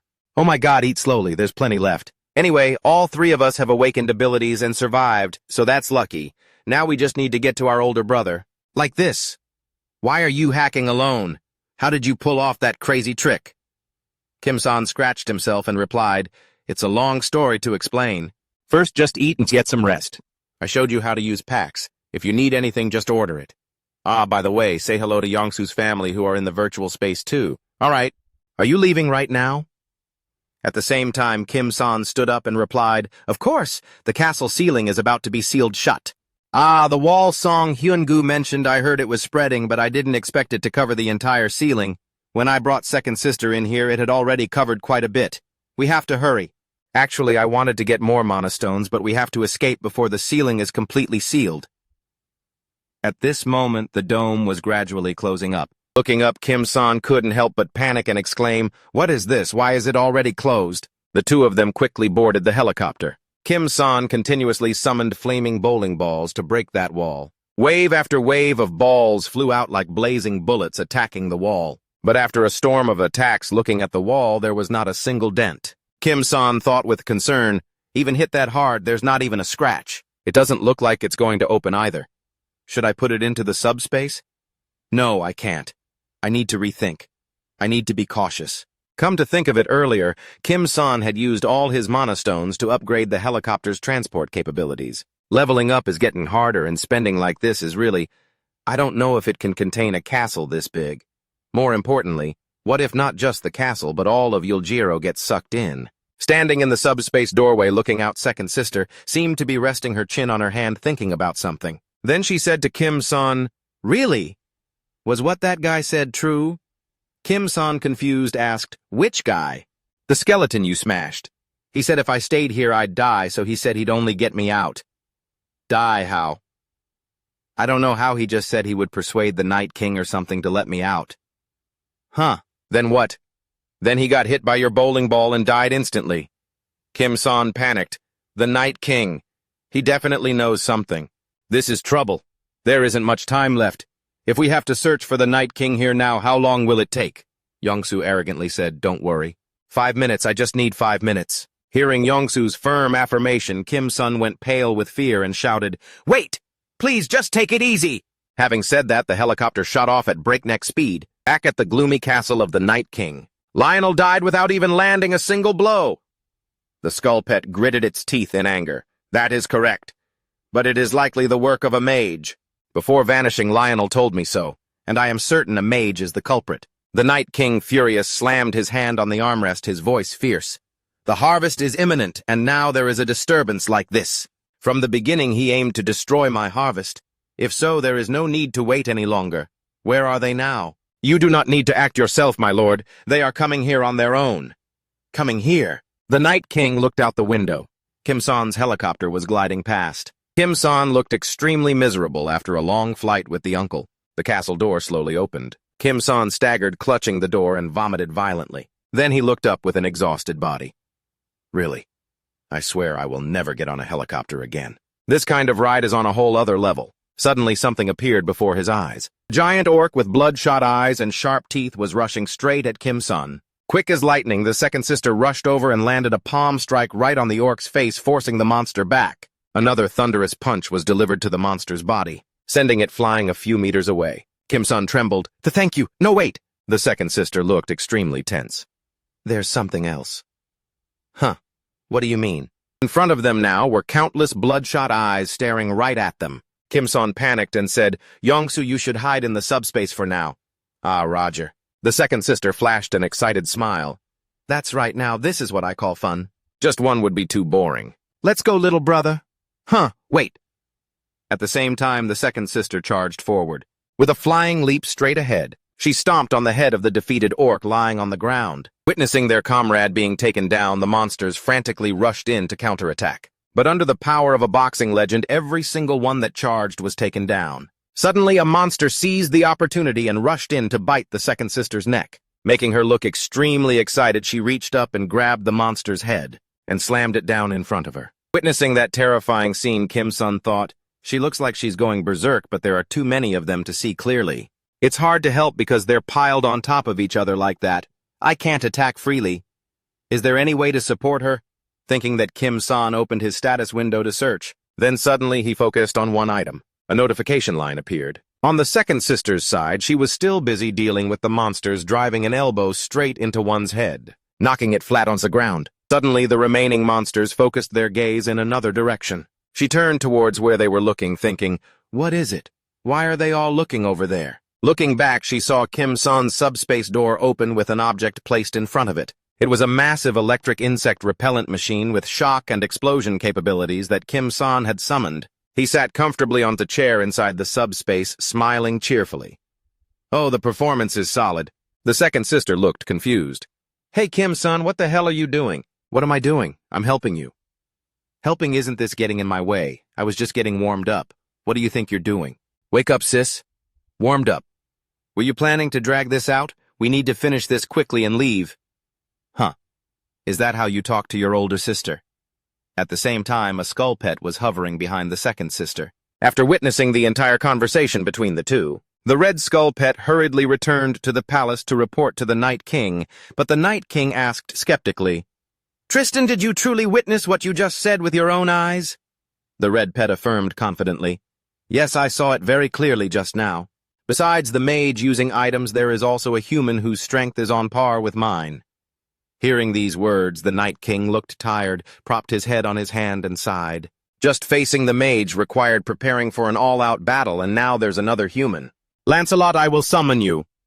The pink skull pet beside him asked in surprise, My lord, are you sure? In the 7th floor Earth dimension, if the Merchant Guild finds out, they won't let it slide. The Night King, having made up his mind, quickly analyzed there is no other way. But that mage must be at least 8th floor level. Even at the same level, a mage's power surpasses mine. Plus, with someone whose strength rivals a knight like you, joining and fighting at the same level would only lead to defeat. After listening to the explanation, the pink skull pet agreed, All right, I understand. Then the Night King pointed his hand at the red skull pet and said, Tristan, I will not forget your sacrifice. Quickly, a bright red energy enveloped the red skull pet, creating infinite vortices that gradually formed a stone. Then it immediately returned to the Night King's hand. After a series of incantations, the Night King controlled the stone to fly towards the pink skull pet, commanding, Appear my strongest sword. Then the stones released mysterious energy streams that gradually enveloped the skull. Inside, Kim-san's subspace scrap piles were scattered all over the ground. They slowly moved with electric currents linking them together like small lightning bolts, wrapping around a baseball bat. Suddenly a notification appeared, Supersized electric insect repellent, rank rare, attribute electric. Holding the bat in her hand, the second sister couldn't stop showing her excitement. Nice. Then she casually swung it a few times to get used to it and asked, Was the bug catcher earlier made this way too? Kim-san hurriedly pointed to the pile of tools and replied, That's right. Then order packs to handle the rest for me, okay? Stepping back into real space, the sister remarked, This ability is really cheating. What's the deal with that laboratory anyway? Thanks for making this weapon for me, though. With this electric bat, defeating monsters will be easier. Kim-san waved his hands and added, Not really, it's not that simple. Combining an enhanced item with other objects seems to weaken its power. The rank dropped to rare standard and the options got negative marks. Scratching her neck, the second sister asked blankly, Rare standard is still rare, right? Yeah, so let's find something to test if it's okay. Seeing this, Kim-san turned and asked, Hey, why are you scratching like that, like a mosquito bite? The sister replied, Not a mosquito. While fighting the bat monster earlier, I got bitten on the neck. It was fine at first, but since leaving the storage space, it feels itchy. Hearing this, Kim-sun looked panicked and asked, "You don't feel like you're about to turn into a vampire or something, do you? The storage space blocks external energy, so it should be fine. What does it feel like? Like suddenly wanting to rush in and bite someone's neck?" The second sister quickly replied, "No, but I feel like rushing in and punching you for no reason." Kim-sun calmly said, "That's always been the case, so no problem." Stepping in front of the Night King's palace door feeling somewhat anxious, the second sister closed her eyes tight and instructed, "If I really turn into a vampire, kill me while I'm still human. I don't want to turn into a monster. A brilliant mage coming to this small shop." Hearing the gloomy voice from afar, the two siblings startled and turned around. The Night King was sitting majestically on his throne with a figure standing beside him continuing, "The name Arson must be tarnished. I just want to ask one thing. I can understand a brilliant mage becoming greedy, but for what reason did you come here to disturb someone else's small shop?" Kim-sun spoke up doubtfully. "Night King." Meanwhile, the second sister looked excited and said, "Great saves us the trouble of searching far." The Night King angrily said, "It's best if you answer directly. Even if you come from Arson, I am in a situation with no retreat." After hearing those confusing words, the second sister cleared her throat indignantly. What Arson? What is this guy saying?" Kim-sun spoke up. "I don't know." The Night King immediately glared at the two with glowing pink eyes, threatening indignantly. "How foolish of me to try and talk. It seems they have no intention of talking. Fine, then die here." Lancelot, upon hearing the command, the armored knight beside him immediately showed aggression, reaching back to draw his sword. But in the current situation, the second sister became even more excited, stepping forward relentlessly with an arrogant look, saying, "Finally, perfect timing. I also want to test the power of this electric bat. Don't interrupt this time." Saying that, the second sister immediately rushed in to attack madly, but Lancelot quickly defended. The two powerful forces collided, creating a sky-brightening light that made Kim-sun, standing far away, hurriedly cover his mouth with his hand. "Oh my God, so much dust." But the situation didn't look promising. The second sister's baseball bat was gradually cracking, making her worry, thinking, "A baseball bat reinforced once with my power." Crack, crack, crack, snap. The sister's bat, unable to withstand the force, finally snapped in two. Kim-sun exclaimed in bewilderment, "Huh? What is this rare standard? My foot, is it this fragile?" Left without a weapon, the sister was beaten back, looking worried as she added, "No, it's not that the weapon is weak, it's that he is too strong." Hearing these words, Kim-sun pondered, thinking, "Sis rarely admits anyone is strong. So he really is that formidable." Snapping out of his thoughts, Kim-sun stepped forward confidently and said, "Just right. I'm short on mana stones to make a baseball bat for my sister.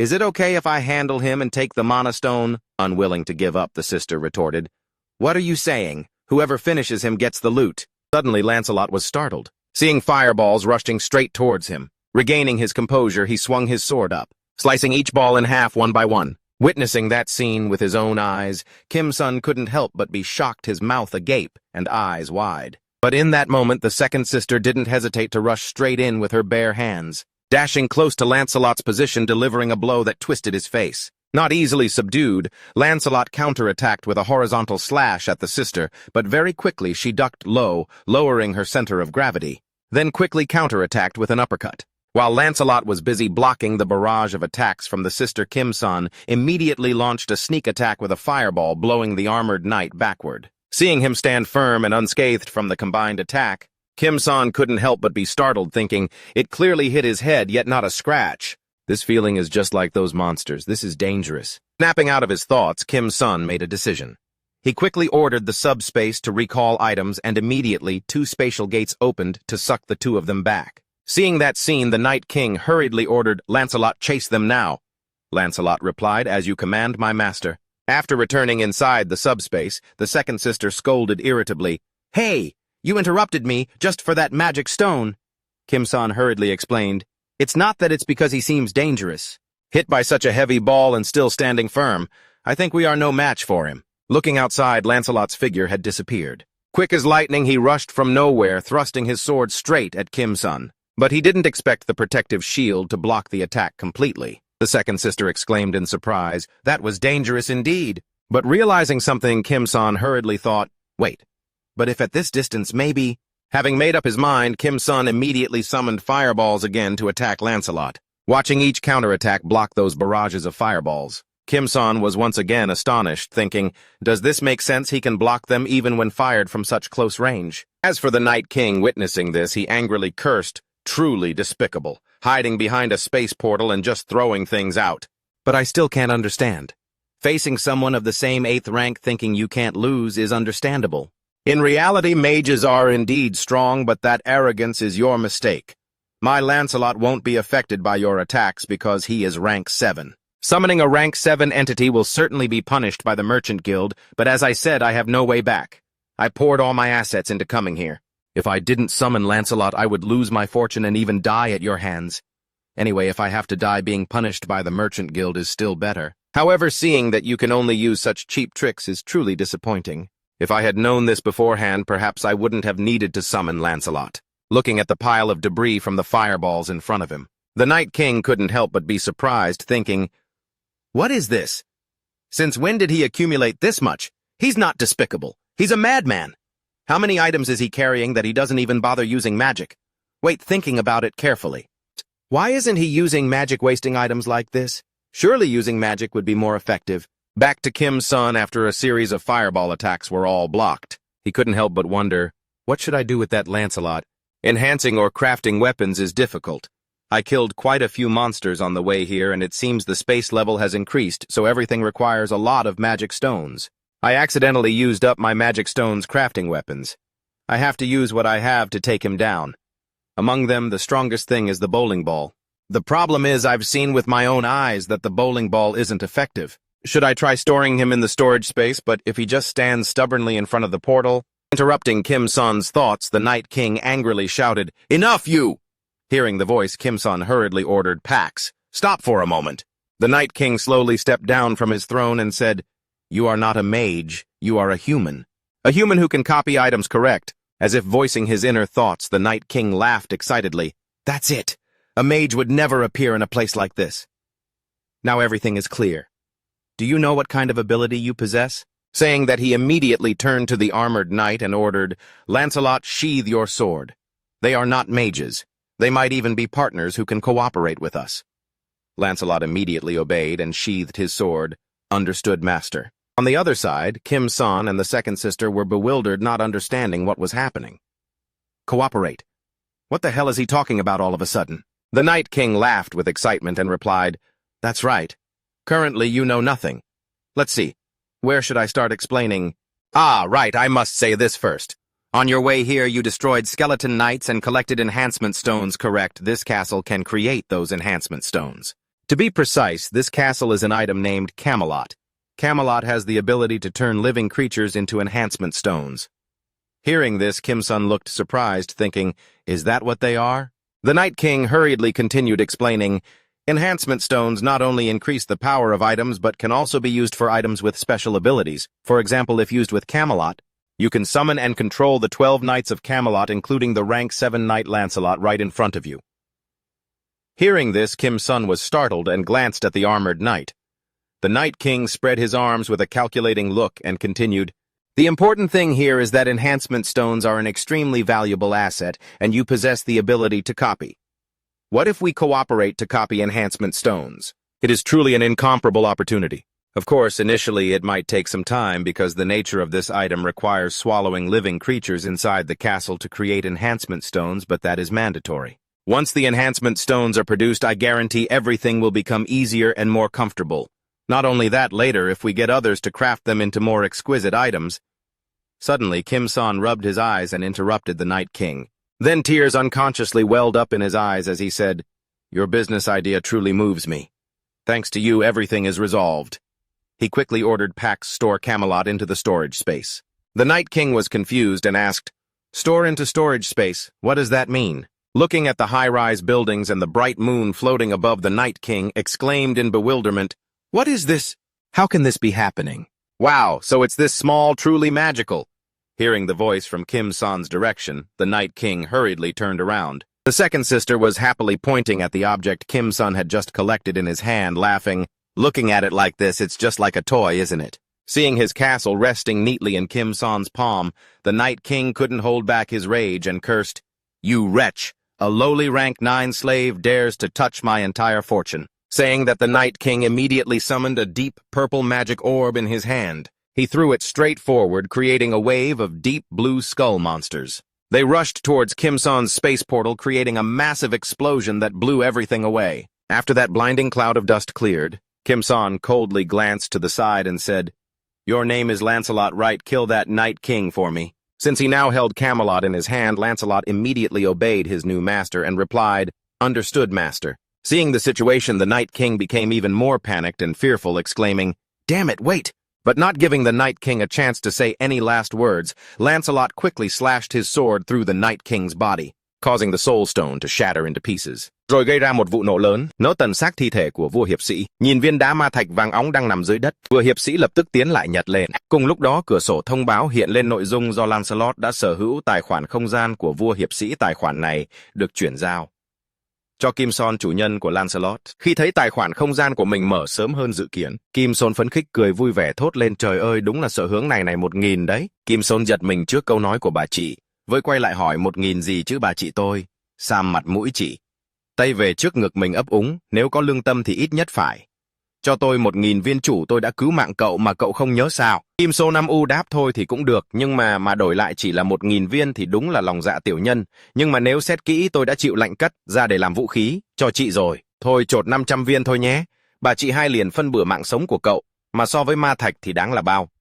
Kim Son liền càu nhàu, "Cái gì, chỉ nói không muốn sống trong không gian này nữa sao?" Sau khi nhận được đá xong, bà chị vội quay qua nhìn về phía Lancelot hỏi, Còn chuyện đó, còn anh bạn kia cậu định làm gì?" Cùng lúc đó, Lancelot cũng tiến lại gần đưa ra viên đá vàng, bẩm báo, "Thưa chủ nhân, theo lệnh của ngài tôi đã chém đầu vua hiệp sĩ." Dù đã giải thích rằng điều này không nguy hiểm, AI mà lại thích chơi cùng một bộ xương cơ chứ. Có lẽ vì ở trong không gian này quá buồn chán, con gái của Yongsu, cô bé Iu dùng rất quý mến hiệp sĩ xương này. Thấy đứa con gái không ngừng nô đùa, bà mẹ chỉ biết cười ngại ngùng nói, "Trời đất, con bé làm tôi xấu hổ quá.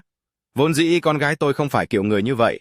Có vẻ như Lancelot rất thích nó. Lancelot vội đáp lời, "Giúp đỡ các đồng đội của ngài cũng chính là việc giúp đỡ chủ nhân, được giúp ngài là niềm hạnh phúc và vinh hạnh của tôi."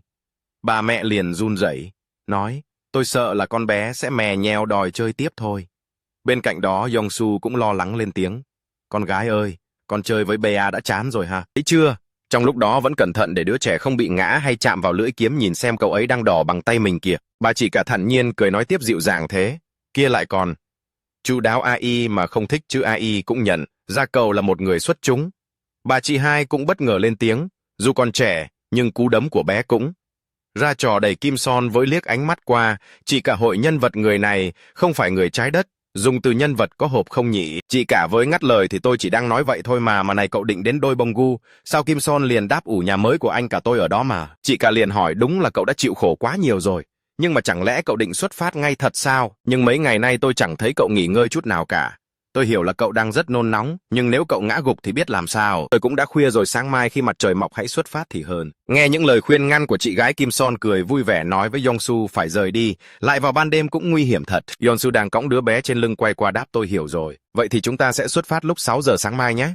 Kim Son liền nói, "Vâng, hôm nay hãy nghỉ ngơi đi đã." Thấy đứa bé ngủ ngon lành trên lưng ông chú, bà chị hai liền trêu đùa, "Lúc nãy còn mè nheo đòi tránh xa bộ Yonsu cơ, mà ngủ say đến mức không biết đã bị cõng đi." Thấy mọi chuyện đã êm, Kim Son với quay qua nói với Lancelot, "Rồi, bây giờ thì cậu cũng cần một chỗ để nghỉ ngơi chứ đúng không?" Nói rồi Kim Son với cầm viên Camelot trên tay, cửa sổ thông báo liền hiện ra đây là cung điện của những hiệp sĩ đã bị nguyền rủa, có thể lắp đặt với kích cỡ tùy ý, và chi phí lắp đặt sẽ tỷ lệ thuận với kích cỡ. Tùy chọn tế lễ máu hấp thụ hoặc chiết xuất sức sống bên trong để tạo ra đá cường hóa ngẫu nhiên, triệu hồi linh hồn, triệu hồi các linh hồn của Camelot sẽ tốn chi phí liên quan. Phong hiệp có thể phong cho các linh hồn thành hiệp sĩ sẽ tốn chi phí liên quan. Nhìn vào những dòng thông tin hiện lên, Kim Son liền suy nghĩ có nhiều lựa chọn thú vị đấy. Nhưng điều tôi cần xem bây giờ là phần này. Nhưng với kích cỡ nào thì không thấy ghi cần bao nhiêu ma thạch nhi hôm. Sau này có thể đến 12 người cùng sống ở đây nên đừng quá nhỏ nhé. Chừng 300 viên được không? Thoát khỏi suy nghĩ, Kim Son lập tức cho xây dựng cung điện. Nhìn vào tòa cung điện rộng lớn, Kim Son liền cất tiếng, trong không gian này giờ lại có thêm một thứ gian người, nhưng thế này chắc đủ cho 12 người bọn họ sống. Trung Lancelot với tiếp lời, mặc dù không ảnh hưởng đến việc chúng tôi ở đây, nhưng thật không xứng với khí thế của ngài. Sau khi nhìn vào tòa cung điện, bà chị hai được một phen hú hồn lẩm bẩm, Nếu thứ như này tốn 300 viên, cái gã vừa hiệp sĩ đó đã đổ bao nhiêu vào đây thì? Lancelot liền trả lời, tôi không chắc chắn nhưng có lẽ là phải cần ít nhất là hàng 10.000 viên. Bà chị hai há hốc mồm nói, đúng là phải dùng nhiều ma thạch thì mới tạo được thứ to như vậy. Bên cạnh đó, Kim Son vẻ mặt đầy lo lắng nghĩ bụng nghĩ lại, thì dù đã đưa một Camelot to như thể vào, mà không hề có hậu quả gì khi lưu trữ trong không gian. Có lẽ vì nó vốn dĩ nhỏ hơn sao? Nghĩ rồi. Kim Son liền quay qua bà chị hỏi, nhưng mà sao chị vẫn chưa đi nghỉ? Chị cả cũng đi nghỉ rồi. Mà bà chị vội đáp, tôi có việc cần nhờ Lancelot một chút, đợi mãi để tìm thời điểm nói chuyện mà tới tận bây giờ. Lancelot, tôi có chuyện muốn nhờ. Nãy giờ quan sát cậu tôi thấy kiếm thuật của cậu rất ấn tượng, kiếm thuật đó dạy tôi chút đi. Kim Son về mắt đầy ngạc nhiên thốt lên.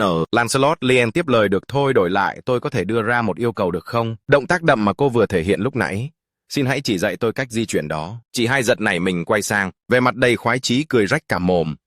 Nói đúng là tên này có mắt nhìn, người luyện tập của tôi cường độ khá cao đây, chịu được không? Tôi có thể chỉ cho ngay bây giờ, nhưng cậu muốn thế nào, hay là bắt đầu bằng một trận đấu tập đơn giản nhé?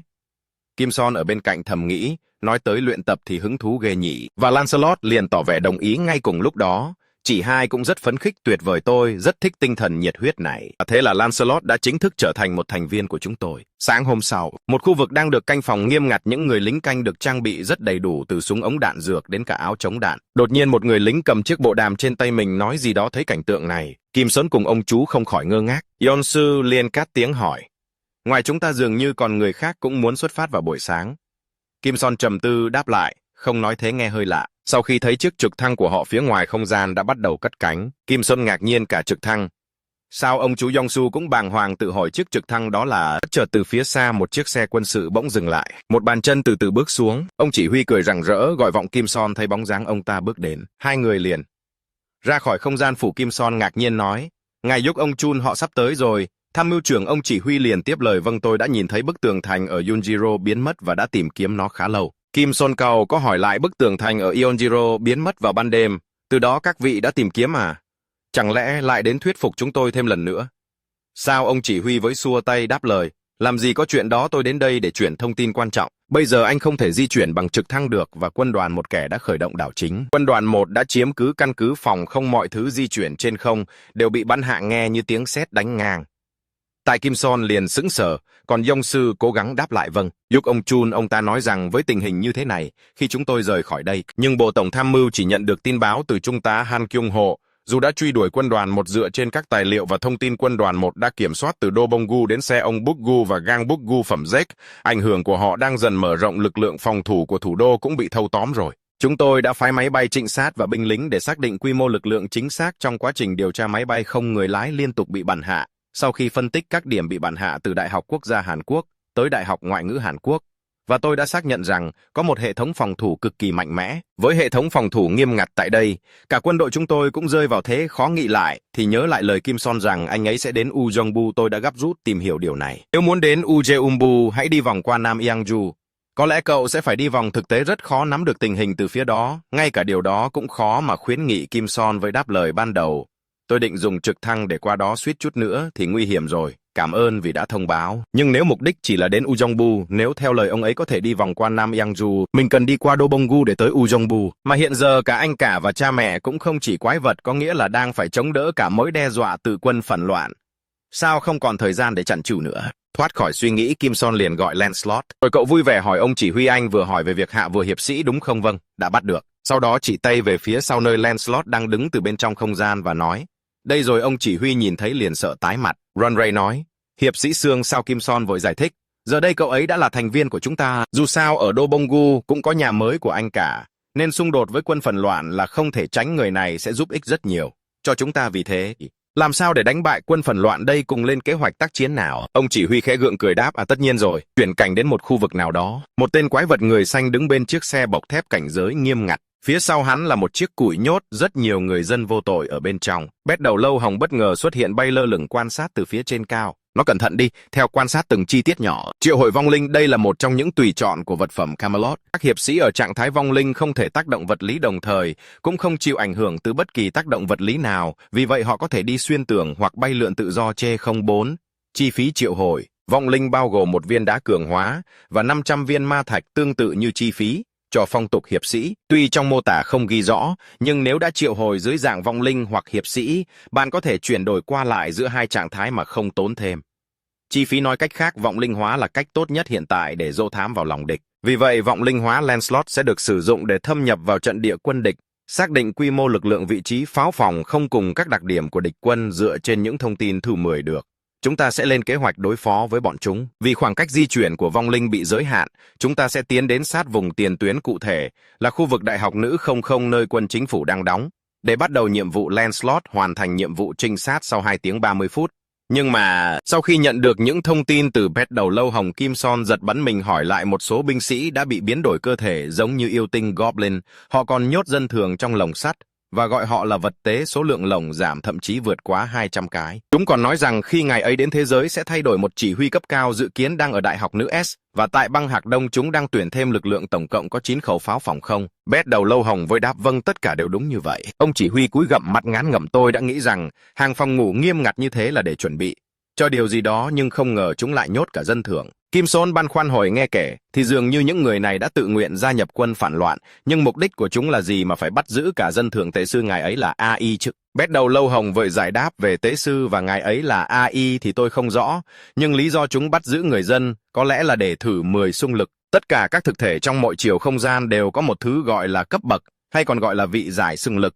Hiệu đơn giản là sức mạnh của vị giải hoặc quyền miễn nhiễm đối với các thực thể ở cấp thấp hơn. Chị hai như hiểu ra một phần liền hỏi, chúng dùng con người làm vật tế để tăng vị giải phải không? Pet Đầu Lâu Hồng liền đáp, theo kinh nghiệm từ trước đến nay có thể chắc chắn là vậy. Tuy nhiên, việc sử dụng vật tế để nâng vị giải thế này thường chỉ xuất hiện ở những sinh vật trí tuệ thấp, bản năng tìm kiếm sức mạnh theo cách đơn giản nhất, tức là một kiểu gian lận. Việc gian lận này thường ở các chiều không gian cấp thấp, liên quan đến việc giao dịch với các thực thể cấp cao. Kim Son vội hỏi giao dịch kiểu gì? Pet Đầu Lâu với trả lời chuyện đó thì tôi cũng không rõ lắm. Chị hai cậu mày nhăn mặt phân tích, nếu chỉ để nâng vị giải, việc bắt con người làm vật tế là điều không cần thiết. Nói cách khác, lũ điên này đang âm mưu một thứ gì đó khủng khiếp với việc sử dụng con người làm vật tế. Vậy thì dễ thôi, đến đó và quét sạch tất cả bọn chúng đi. Kim Son liền cất lời, nếu làm được dễ thế thì giờ đâu phải vất vả thế này. Chị hai vội quay qua khái, khi cậu không phải là người mạnh nhất sao tự đi mà xử hết đi. Ông chỉ huy điềm đạm nói, vấn đề là kế hoạch của chúng có vẻ nguy hiểm hơn. Chúng ta tưởng điều đó mới là quan trọng. Sau đó liền chi tay lên tấm bản đồ tác chiến, nói tiếp, những thông tin mà Lancelot cung cấp thực sự rất hữu ích. Chúng ta đã xác định được vị trí của tên nữ đoàn trưởng và pháo phòng không, vốn là yếu tố then chốt để thành công trong nhiệm vụ lần này. Tuy nhiên, hàng phòng thủ của bọn chúng lại chắc chắn hơn dự đoán rất nhiều. Một khi tác chiến bắt đầu, chắc chắn bọn chúng sẽ yêu cầu viện trợ từ quân đoàn 1, mà nếu quân đoàn 1 gia nhập, khả năng cao tình hình sẽ leo thang thành chiến tranh toàn diện. Trong khi chưa có đủ thông tin về quân đoàn 1, việc bước vào một trận chiến như thế là vô cùng nguy hiểm. Vì vậy chúng ta phải chiếm cứ khu vực trước khi viện trợ từ quân đoàn 1 kịp đến. Tuy nhiên, để đánh nhanh thắng gọn với số lượng binh lực và trang bị thế này, cách tốt nhất hiện tại là yêu cầu hỗ trợ từ các đơn vị lân cận, nếu có thể sử dụng năng lực tấn công trên không của ngài. Kim Son, việc chiếm đóng sẽ trở nên dễ dàng, nhưng với số lượng pháo phòng không hiện tại, điều đó là bất khả thi. Kim Son đầy toan tính, thầm nghĩ, không, chúng ta không có thời gian để cho viện cho băng Hạc Đông, là nơi anh trai tôi vừa mới xây dựng tổ ấm. Chúng ta phải hoàn thành nhiệm vụ trước khi bọn chúng kịp di chuyển đến đó. Đúng là Lancelot thuộc vị giải thứ 7, đủ khả năng tự mình hủy diệt toàn bộ, nhưng khu vực này quá rộng lớn để cậu ấy có thể xử lý một mình. Nếu quân đoàn 1 gia nhập, khả năng xảy ra chiến tranh toàn diện càng cao. Đột nhiên Pet Đầu Lâu Hồng đưa ra một ý tưởng mới, nếu pháo phòng không là vấn đề, vậy tại sao chúng ta không hỏi thêm hiệp sĩ khác? Kim Son về mắt căng thẳng tiếp lời, để triệu hồi hiệp sĩ cần có đá cường hóa và ma thạch, nhưng hiện tại chúng ta chỉ có ma thạch, không có đá cường hóa. Có thể triệu hồi lại bằng cách giải trừ Lancelot để thu hồi đá cường hóa, nhưng như vậy cũng không tăng được tổng sức mạnh nên không có tác dụng. Rồi bất chợt cúi mặt thở dài, quan trọng hơn cả việc giải trừ Lancelot rồi triệu hồi một hiệp sĩ khác khiến tôi cảm thấy không thoải mái. Giá như đá cường hóa có thể nhân bản thì tốt biết mấy, nhưng cả đá cường hóa lẫn ma thạch đều không thể sao chép. Pet Đầu Lâu liền nhắc nhở, hình như tôi nhớ không nhầm là chúng ta đã thu được một viên cường hóa từ vua hiệp sĩ. Kim Son ngạc nhiên mở tròn hai mắt, mồm miệng há hốc ra hồi hà, không phải chứ tôi đâu có nhớ là mình thu hồi được nghĩ lại thì hình như đúng là Lancelot có thu hồi được một viên. Nói tới đây cả bọn người liền quay ngoặt nhìn về phía Kim Son, cầu sướng chân ấp úng, thì tôi đâu trực tiếp thu hồi, quên mất là chuyện bình thường, mà thể hiệp sĩ nào sẽ được triệu hồi đây? Pet Đầu Lâu Hồng vội đưa ra gợi ý, 12 hiệp sĩ của Camelot đều là những chiến binh xuất sắc cả về tài năng lẫn lòng trung thành, nên bất cứ ai cũng sẽ không khiến ngài phải bay vọng. Nhưng tôi nghĩ Bedivh là lựa chọn phù hợp nhất ngài ấy từng được CA từng như một thiên tài cũng thủ vô sống trong lịch sử, đây là hiệp sĩ chuyên về tấn công tầm xa. Kim Son cười đầy phấn khích, hụ thế thì không thể ngó lơ được rồi phải gặp ngay mới được. Trong chiếc cùi sắt nhọt, người dân của đám phẫn loạn có thể dễ dàng nhìn thấy người nào, người nấy đều bị tra tấn đến nỗi thảm hại, năm vật vượng không còn lý trí. Đột nhiên một giọng nói vang lên, này cô đầy áo len màu cam. Kia nghe thấy tiếng gọi nhắc đến mình, người phụ nữ trong cùi liền ngước lên, quay lại phía tiếng gọi cùng vẻ mặt hoảng hốt đáp. Vâng, tôi á. Một tên lính Goblin kiêu ngạo tiến đến nói. Đúng cô đấy, trong cái chùm này chỉ có cô là nhìn ổn hơn những người khác, muốn tôi giúp thoát ra ngoài không? Trong khi cô gái đang giật bắn mình ngạc nhiên thì tên Goblin liền nói tiếp. Không phải tôi đang đùa đâu. Ngay sau đó hắn nở một nụ cười đầy biến thái thụ thi. Nếu cô chịu làm một việc cho tôi sẽ giúp cô trốn thoát. Sao nào đây, chưa kịp nói hết câu rất nhanh chóng chiếc đầu của hắn ta đột nhiên lìa khỏi cổ rơi tự do trên không. Cô gái bất chợt nở một nụ cười vui sướng. Vừa khi chiếc khóa lồng sạt được một người trong trang phục áo giáp hiệp sĩ chém bay ra, hiệp sĩ lướt đi một cách lạnh lùng. Cũng là lúc cánh cửa long sắt nhanh chóng được mở tung. Cô gái ngạc nhiên bước ra nhìn theo bóng lưng của chàng hiệp sĩ đó, vẻ mặt khó hiểu thốt lên cái gì. Cùng lúc đó phía sau lưng cô gái một vật thể gì đó chưa xác định đang bay trên không trung. Chính xác hơn thì đó là một quả cầu lửa đang lao với tốc độ nhanh chóng. Đám lính Goblin sau khi chứng kiến cảnh tượng đó chỉ biết đừng chôn chân ngơ ngác hỏi nhau. Cái đó là gì vậy? Tôi cũng không rõ nữa. Trông như một quả bóng bowling bay lơ lửng. Như nhận ra điều gì đó, một tên vừa hét lên trong hoảng loạn cho đã, hình như nó đang lao về phía này. Chỉ sau 2 giây, bề pháo phòng không của đám phản loạn liền bị nổ tan tành. Phía xa một tên lính góp Linh đang ngâm nghe điếu thuốc cũng phải giật mình quay ra, âm thanh gì kỳ lạ thế này? Cái gì vừa phát nổ vậy? Cùng lúc đó một quả cầu lửa khác vừa kịp lúc nổ ngay phía sau lưng của hắn ta. Bên kia ngọn núi nhìn những đám lửa bốc cháy nghi ngút. Một bàn tay nào đó tiếp tục đặt một quả cầu lửa lên bệ phòng. Một hiệp sĩ cùng với một rộ bóng ở bên cạnh anh ta đang phân vân từ hồi cho tiếp theo cần ném là đâu nhỉ? Quay trở lại cuộc trò chuyện trong căn cứ quân sự, Bét đầu lâu hồng giật mình thông báo. Phải rồi, tôi còn chưa nói một điều quan trọng, Bedif chỉ có một tay. Kim Sốn sùng sợ ngạc nhiên nói. Hà nói là thiên tài cũng thủ cơ mà, một tay thì bạn cũng kiểu gì? Bét đầu lâu với giải thích, đúng vậy, anh ấy đã từng là thiên tài cũng thủ đó, chỉ còn là câu chuyện của ngày xưa thôi. Ngày xưa Bedif từng là một hiệp sĩ trực thuộc đoàn quân của công tước, nhưng vì tài năng quá vượt trội, anh ta bị trưởng đoàn ghen ghét và chặt đứt một cánh tay. Kể từ đó Bedif không còn cấm cũng nữa, mà thay vào đó sử dụng dây da dày và luyện thành thạo kỹ thuật ném đá phóng lao, rồi trở thành một trong 12 hiệp sĩ của Camelot. Nghe thì đúng là ngắn gọn, nhưng cũng đau lòng thật. Dựa vào những gì tôi thử 10 được từ việc trinh sát, nếu có Bedif và tôi, nhiệm vụ này hoàn toàn khả thi. Thấy Kim Son có vẻ ngộ hoặc Bét đầu lâu liền nói tiếp. Và còn một điều nữa, đời 12 hiệp sĩ của Camelot, đây không phải nơi mà AI cũng có thể tự tiền bước vào. Quay trở lại cuộc chiến, Bedif sau khi đã nhắm được mục tiêu tiếp theo liền lập tức tấn công, chỉ thấy anh ta xoay người lấy đà rồi nhanh chóng ném qua cầu đi, tạo ra một vụ nổ lớn thổi bay tất cả đất đá cùng mọi thứ khói trắng bay lên nghi ngút. Chứng kiến cảnh tượng nơi giam giữ con tin của mình đang bị tàn phá, một tên lính Goblin hốt hải thốt lên. Đây là cái quái gì ạ? Một tiếng kêu thảm thiết phía sau khiến cho hắn giật mình quay ngoặt lại gọi thượng úy Park. Cùng lúc này Lancelot lạnh lùng bước lại gần, với vẻ mặt đầy giận dữ, ánh mắt đỏ lỏng sòng sọc tiến về phía tên lính. Ở một diễn biến khác, khi bằng thông báo hiện lên nội dung bạn đã nhận được 4 viên ma thạch, số lượng ma thạch hiện tại là 2.686 viên, bạn đã nhận được 12 viên ma thạch. Số lượng ma thạch hiện tại là 2.698 viên, khiến cho Kim Son không khỏi ngạc nhiên tự hỏi. Tôi biết nếu có tài khoản không gian ma thạch sẽ tự động được thu hồi mà không cần nhất lại. Nhưng mà tốc độ tăng ma thạch này có phải là bình thường không nhỉ? Trong lúc đó bằng thông báo liên tiếp hiện nội dung bạn đã nhận được 5 viên ma thạch. Bạn đã nhận được 8 viên ma thạch. Yonsu như phát hiện ra điều gì đó với gọi ô anh Kim Son này. Nhìn vào một vụ nổ lớn trên bầu trời, Kim Son kinh ngạc hỏi tín hiệu mà anh bảo sẽ đưa sau khi phá hết pháo phòng không đã đến rồi. Sao? Yonsu liền nói qua không hổ danh Lancelot, anh ấy tự hào về đội hiệp sĩ của mình là phải. Chỉ huy toát mồ hôi hốt cắt ngang cả chiến thuật của Lancelot và kỹ năng của Bedif nữa. Nếu tất cả các thành viên đội hiệp sĩ đều có năng lực như thế này, thì đâu cần đến đối đặc nhiệm riêng biệt. Yonsu đồng ý kiến tiếp lời.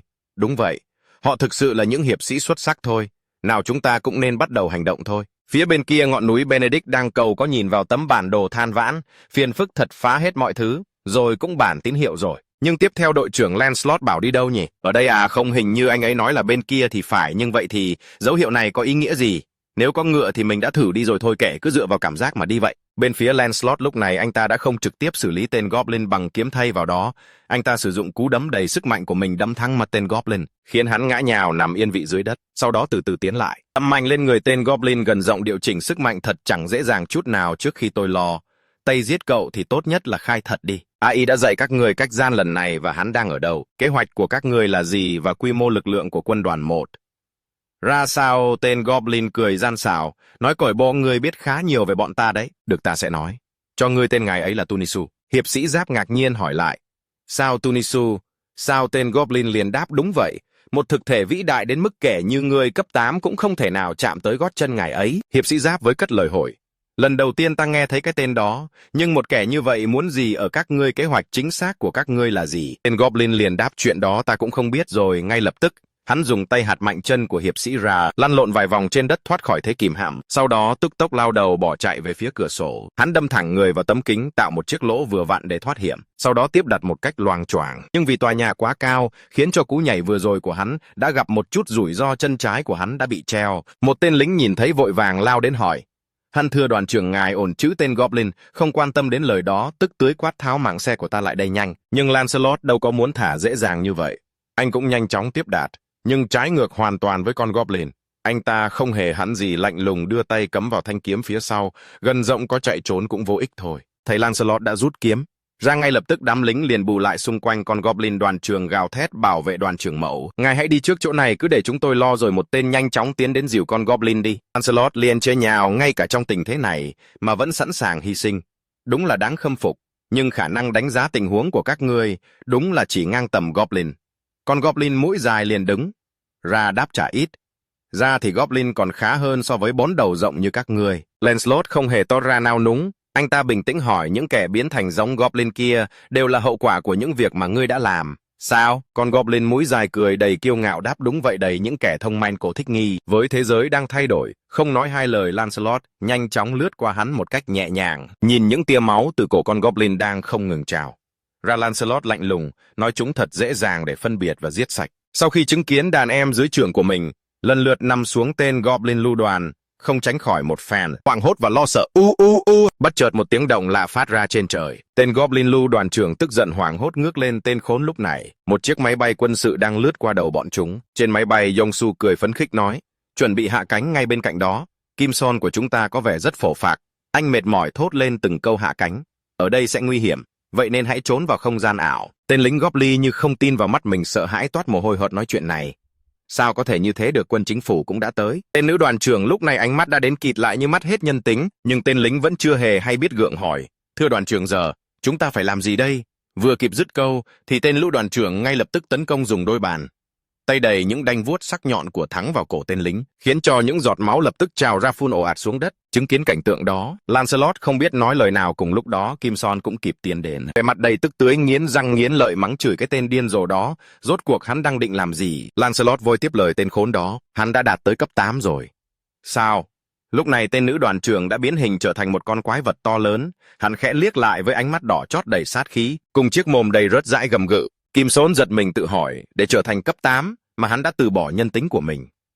Lancelot liền tiếp lời, có vẻ như hắn đã tìm cách nâng cấp bậc một cách gấp gáp, dù sao thì với phương pháp gian lận như vậy. Ngay sau đó, con quái vật lưu đoàn liền quay mặt lại gầm gừ một cách dữ tợn, sau đó nhanh chóng lao về phía hai người Kim Son, bình tĩnh hỏi Lancelot, hắn cấp 8 còn ngươi ở cấp mấy? Lancelot thản nhiên đáp, tôi ở cấp 7, nhưng tôi nghĩ thậm chí tôi cũng không cần ra tay, tên này sẽ bị xử lý gọn bởi Bedivh. Lúc này bóng dáng của Bedivh đã xuất hiện trên nóc của tòa nhà phía sau. Anh ta ngay lập tức vung ra một quả cầu lửa, búp về mặt đầy giận dữ, gần giống đúng là may mắn khi ta đã đi theo cảm giác của mình, búp con quái vật. Lữ đoàn lập tức bị trúng đòn máu me văng lên từng tóe. Ngay sau đó bằng hiển thị hiện lên nội dung, bạn đã thu được 322 viên ma thạch. Tổng số ma thạch hiện có là 3.542 viên. Bỗng từ phía xa mấy anh lính đang hốt hải chạy đến hò hét, thưa anh. Kim Son Nam chính nhanh chóng quay sang đáp chỉ huy trưởng tác chiến IUC ông Chun. Ông chỉ huy với nói nhỏ hai hiệp sĩ phá hủy các cơ sở trọng yếu. Việc tiêu diệt tàn quân và giải cứu dân thường diễn ra thuận lợi hơn mong đợi. Kim Son vui mừng đáp vâng, may mắn thật. Ông chỉ huy liếc ánh mắt về phía bên cạnh giật mình hỏi vâng, nhưng còn đoàn trưởng thì... Thầy lù đoàn trưởng Goblin đã nắm bất động trên mặt đất. Ông chỉ huy sợ hãi hỏi chuyện này sao lại như thế được? Bỏ qua câu hỏi của ông chỉ huy, Kim Son bình tĩnh quay sang phía bên cạnh hỏi Lancelot, ngươi có tìm hiểu được gì về kế hoạch của bọn chúng không? Lancelot vội đáp, xin lỗi thưa ngài, ngoài việc biết rằng chúng có liên hệ với một thực thể cấp cao tên Tunisia, tôi không thu được gì thêm. Kim Son ngạc nhiên hỏi, Tunisia?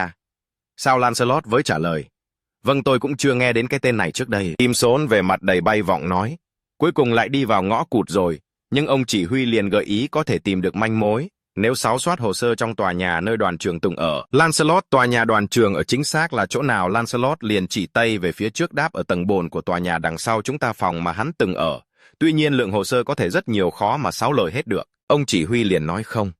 Sao các anh đã làm rất nhiều trong nhiệm vụ lần này, chuyện nhỏ nhất như thế này, để chúng tôi lo. Kim Son phớt lờ lời nói của ông anh liền ra lệnh cho Pax có thể lưu trữ toàn bộ hồ sơ và bản đồ trong tòa nhà đó vào danh mục quân đội được không? Pax lập tức tính toán chi phí. Sau một hồi hiện lên nội dung khoảng 5.086 hồ sơ, cần 120 viên ma thạch.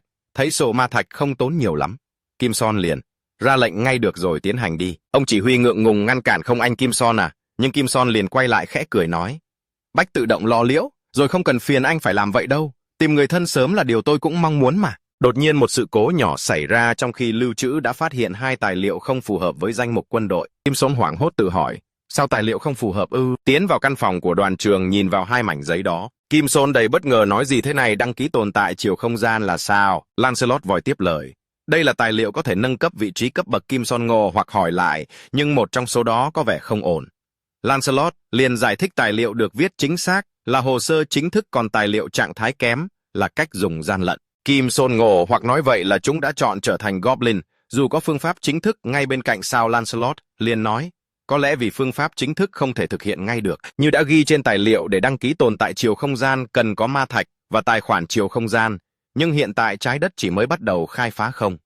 AI đáp ứng đủ điều kiện trong giai đoạn này. Dĩ nhiên ngài chủ nhân là một trường hợp đặc biệt, vì đã giết một kẻ cấp 8 sở hữu tài khoản chiều không gian để lấy được nó. Nghe đến đây, Kim Son cùng ông chỉ huy được một phen ngựa, người nghĩ bụng tài khoản chiều không gian. Cái quái gì vậy? Lancelot liền giải thích tiếp. Dù sao thì tài liệu chính thức này lẽ ra cũng không nên tồn tại vào lúc này, nhưng mà nhân tiện đã có tài liệu và đủ điều kiện, sao ngài không thử đăng ký đi? Kim Son giật bật mình suy nghĩ, nhưng hiệp sĩ liền nói tiếp, viết đơn đăng ký. Theo tài liệu chính thức, ngài sẽ không bị biến thành Goblin. Đơn đăng ký tồn tại chiều không gian sẽ tự điều chỉnh theo từng chiều không gian. Nếu ngài đọc được bằng ngôn ngữ bình thường thì đó là tài liệu chính thức. Đọc kỹ từng dòng chữ trên tờ tài liệu. Kim Son khùng lại nói, 1.000 viên ma thạch quá ngon. Không nói hai lời, Kim Son ngay lập tức ký tên của mình vào bản tài liệu đó. Bằng thông báo liền hiện ra nội dung đăng ký tồn tại chiều không gian đã hoàn tất, số ma thạch còn lại là 2.422 viên. Ngay sau khi các thủ tục hoàn tất, tờ giấy tài liệu trên bản cũng theo đó dẫn biến mất. Nhìn vào mặt bàn trống trơn, Kim Son ngơ ngác. Xong rồi sao? Lancelot vội nói, vâng xong rồi. Kim Son tò mò hỏi tiếp, thôi được rồi, nhưng cần gửi những tài liệu còn lại đi đâu đây? Phía bên ngoài một chiếc xe đột ngột phanh kít lại. Tên lính Goblin hoảng hốt nhìn về phía xác chết của lũ đoàn trưởng, hét lớn, cái quái gì đây, chiếc xe nặng quá nên giờ tôi mới lấy ra được mà thôi. Ra được mà. Bedivh lăng lệ ngồi trên nóc nhà quan sát, ngạc nhiên thốt lên, cái gì thế kia, một con ngựa à? Bên trong tòa nhà nhìn vào đống tài liệu dày bịch trên bàn, Kim Son thầm nghĩ số lượng tài liệu phù hợp với danh mục quân đội khoảng hơn 40.000 bản. Vì lo lắng cho gia đình chúng tôi quyết định đi tìm họ, còn chỉ huy tác chiến EU Sung Chun sẽ kiểm tra số tài liệu này. Quyết định này được đưa ra sau khi tính toán rằng phe Phan Loan sẽ không nhầm chúng tôi là quân chính phủ. Dù sao đi nữa, chỉ có tôi với 2 kỵ sĩ xương là còn hoạt động mà lại còn dùng xe dần rừng để di chuyển. Nhìn không giống quân đội thì có thể sẽ ổn thôi, nhưng lại phát sinh một vấn đề ngoài dự tính. Trong không gian phủ chỉ toàn xe quân đội. Làm sao bây giờ? Mình cứ tưởng chắc chắn phải có xe chứ. Trước mắt dùng xe đạp điện để tẫm di chuyển, đồng thời tìm kiếm xem có chiếc xe nào không. Dù chậm, nhưng không còn cách nào khác, hy vọng tìm được một chiếc xe có thể lái được. Bỗng nhiên một thứ gì đó ở phía trước liền đập thẳng vào mắt của Kim Son khiến anh bừng tỉnh. Bedivh đang loay hoay với chiếc xe được anh ta coi là con ngựa vừa to rộng được của tên lính Goblin. Điều này khiến cho Kim Son không khỏi phấn khích. Lao ra hỏi, gì đây? Sao lại có xe máy thế này? Bedivh liền đáp, con ngựa này là thằng đầu đỏ góp.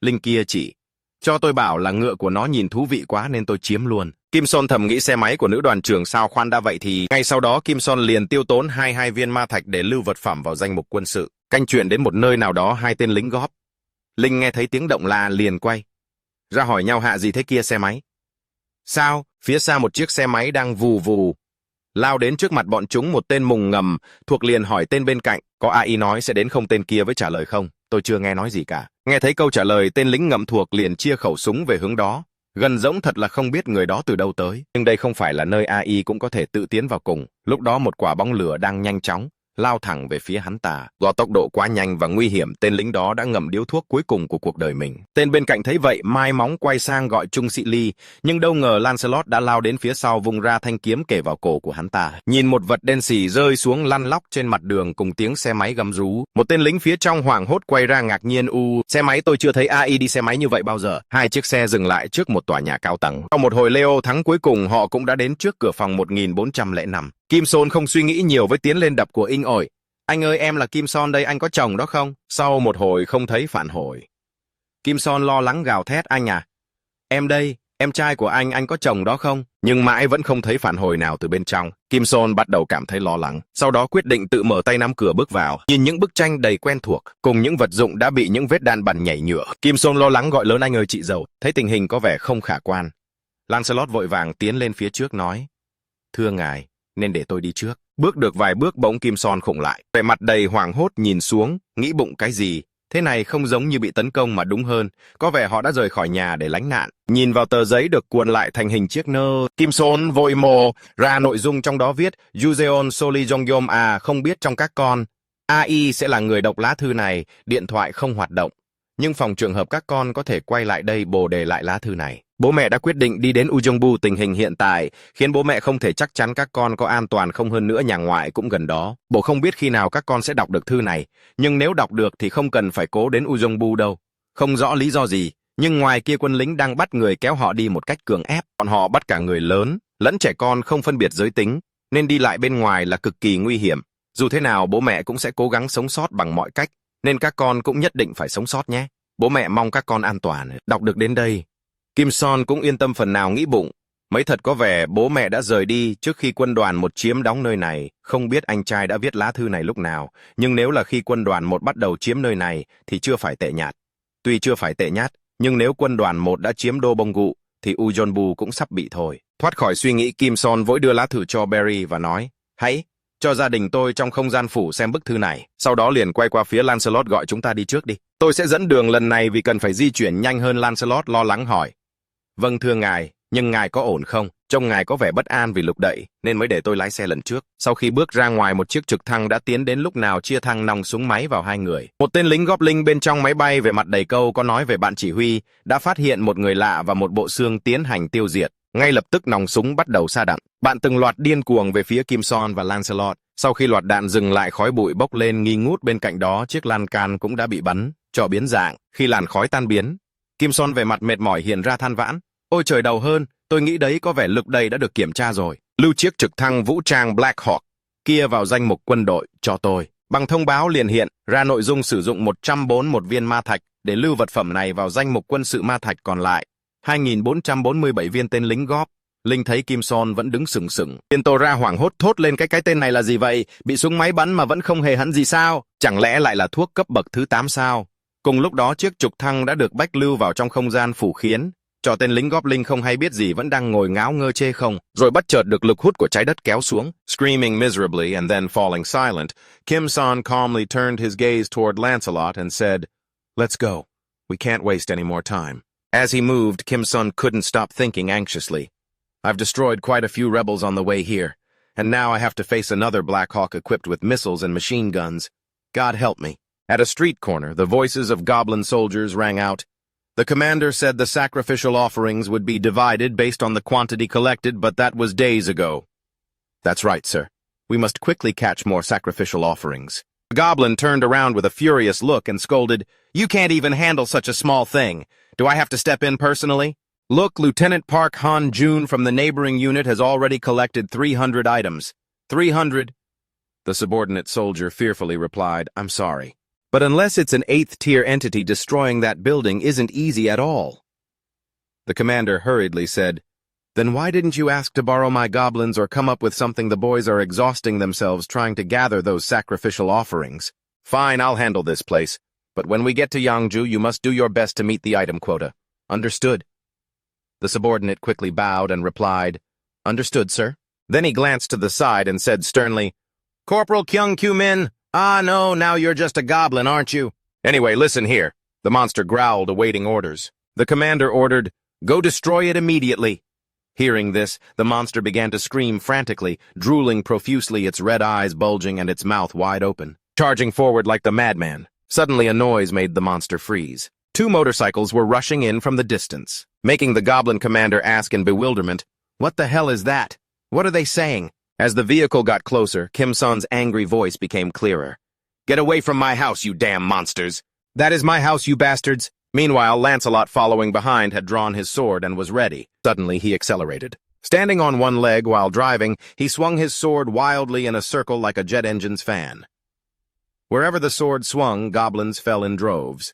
Even the monster had its head severed by a single sword stroke, blood gushing out like a spring source. Inside a certain house, through a small hole carved in the door gap to observe the outside, rapid questions were asked from inside. "How is it? Is the situation outside very bad, Dad? Why aren't you saying anything? Is something wrong?" The father nervously replied, "No, Kim-san is here, but he's with a skeleton and a motorcycle." Then the father thought, good things or bad things only happen when people are involved. This is a saying my mother used to repeat when I was young. Living long enough, I see it's not wrong at all.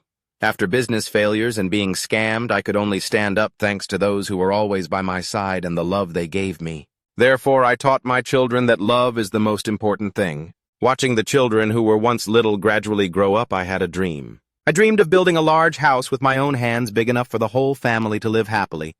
However, when I started learning construction without experience, I realized it was extremely difficult and complicated, not to mention the cost was not small, so that dream remained just a dream. My children all grew up well. My eldest son has a family, my eldest daughter is a nurse, my youngest daughter is an athlete, and my youngest son was just discharged from the military. I thought their futures would always be bright, but that was before the monsters appeared. Fortunately, I was running a construction material store, so I survived the monster attack. But the situation was not good at all. We had to worry about food, save every drop of water, and hide from both neighbors and monsters trying to rob us. We had to live quietly as if we didn't exist. In such circumstances, the first ones to find us were my eldest daughter-in-law's family. Not long after, my eldest son and daughter-in-law also arrived. I could guess their journey. We just hugged each other tight and shed tears in silence. Thanks to the alchemy ability my eldest daughter-in-law awakened, we no longer worried about water. From a certain point, it wasn't monsters, but soldiers turned into monsters wandering everywhere. These soldiers, instead of protecting civilians, dragged away men, women, children, and the elderly alike to somewhere, leaving us in a state of isolation. At that moment, I awakened my ability. I don't know why that unfinished dream became my power, but it was fortunate.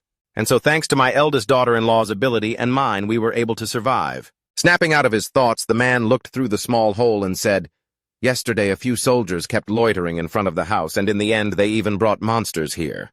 This time, they are clearly determined to destroy this place, but luckily, I have prepared an escape route at the back. Song-kyun, lead everyone out through that exit." The son wearing glasses jumped and asked, What? What about you, Dad?" The father hurriedly replied, "This passage was made in case the house collapsed, so I'm not sure if the end of the path is safe either. But at least it's better than staying here waiting to die." The woman in black exclaimed in surprise, "Honey?" Knowing his wife was worried, the father turned and smiled, trying to look fine to encourage her. "I will go last, once everyone has escaped, so don't worry." Suddenly, loud sounds from outside rang out, making the father startle and look out to observe. Then he waved his hand at his family and said, "They are starting to move. There's no time left. Go quickly. I'll handle these monsters here." Suddenly, something made the woman exclaim in panic, "Huh!" Then the scene shifted back to the previous moment with a barrage of questions ringing out from the wife and children. "What's wrong? Is the situation outside not good? Dad, is something wrong?" The father replied, "No. It's just that Kim-san is back. But he's with a skeleton and a motorcycle."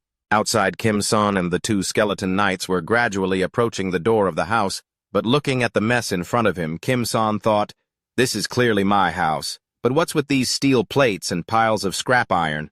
No, that's not important. The most important thing is whether my family is on the other side." Suddenly, the house door opened. Kim-san looked completely surprised. Then his father stepped out with a doubtful expression and spoke up, "Kim-san, is it really you?" As if unable to believe this was real, Kim-san burst into tears and rushed in to hug his father tightly. But when seeing the 2 skeleton knights behind him, the whole family suddenly appeared cautious and fearful. Seeing that, Kim-san immediately waved his hand. Then he opened the door to his subspace. Inside, the eldest sister and the second sister were enjoying delicious food. Immediately after seeing their father, both of them were stunned. Tears streamed down their faces as they burst into crying.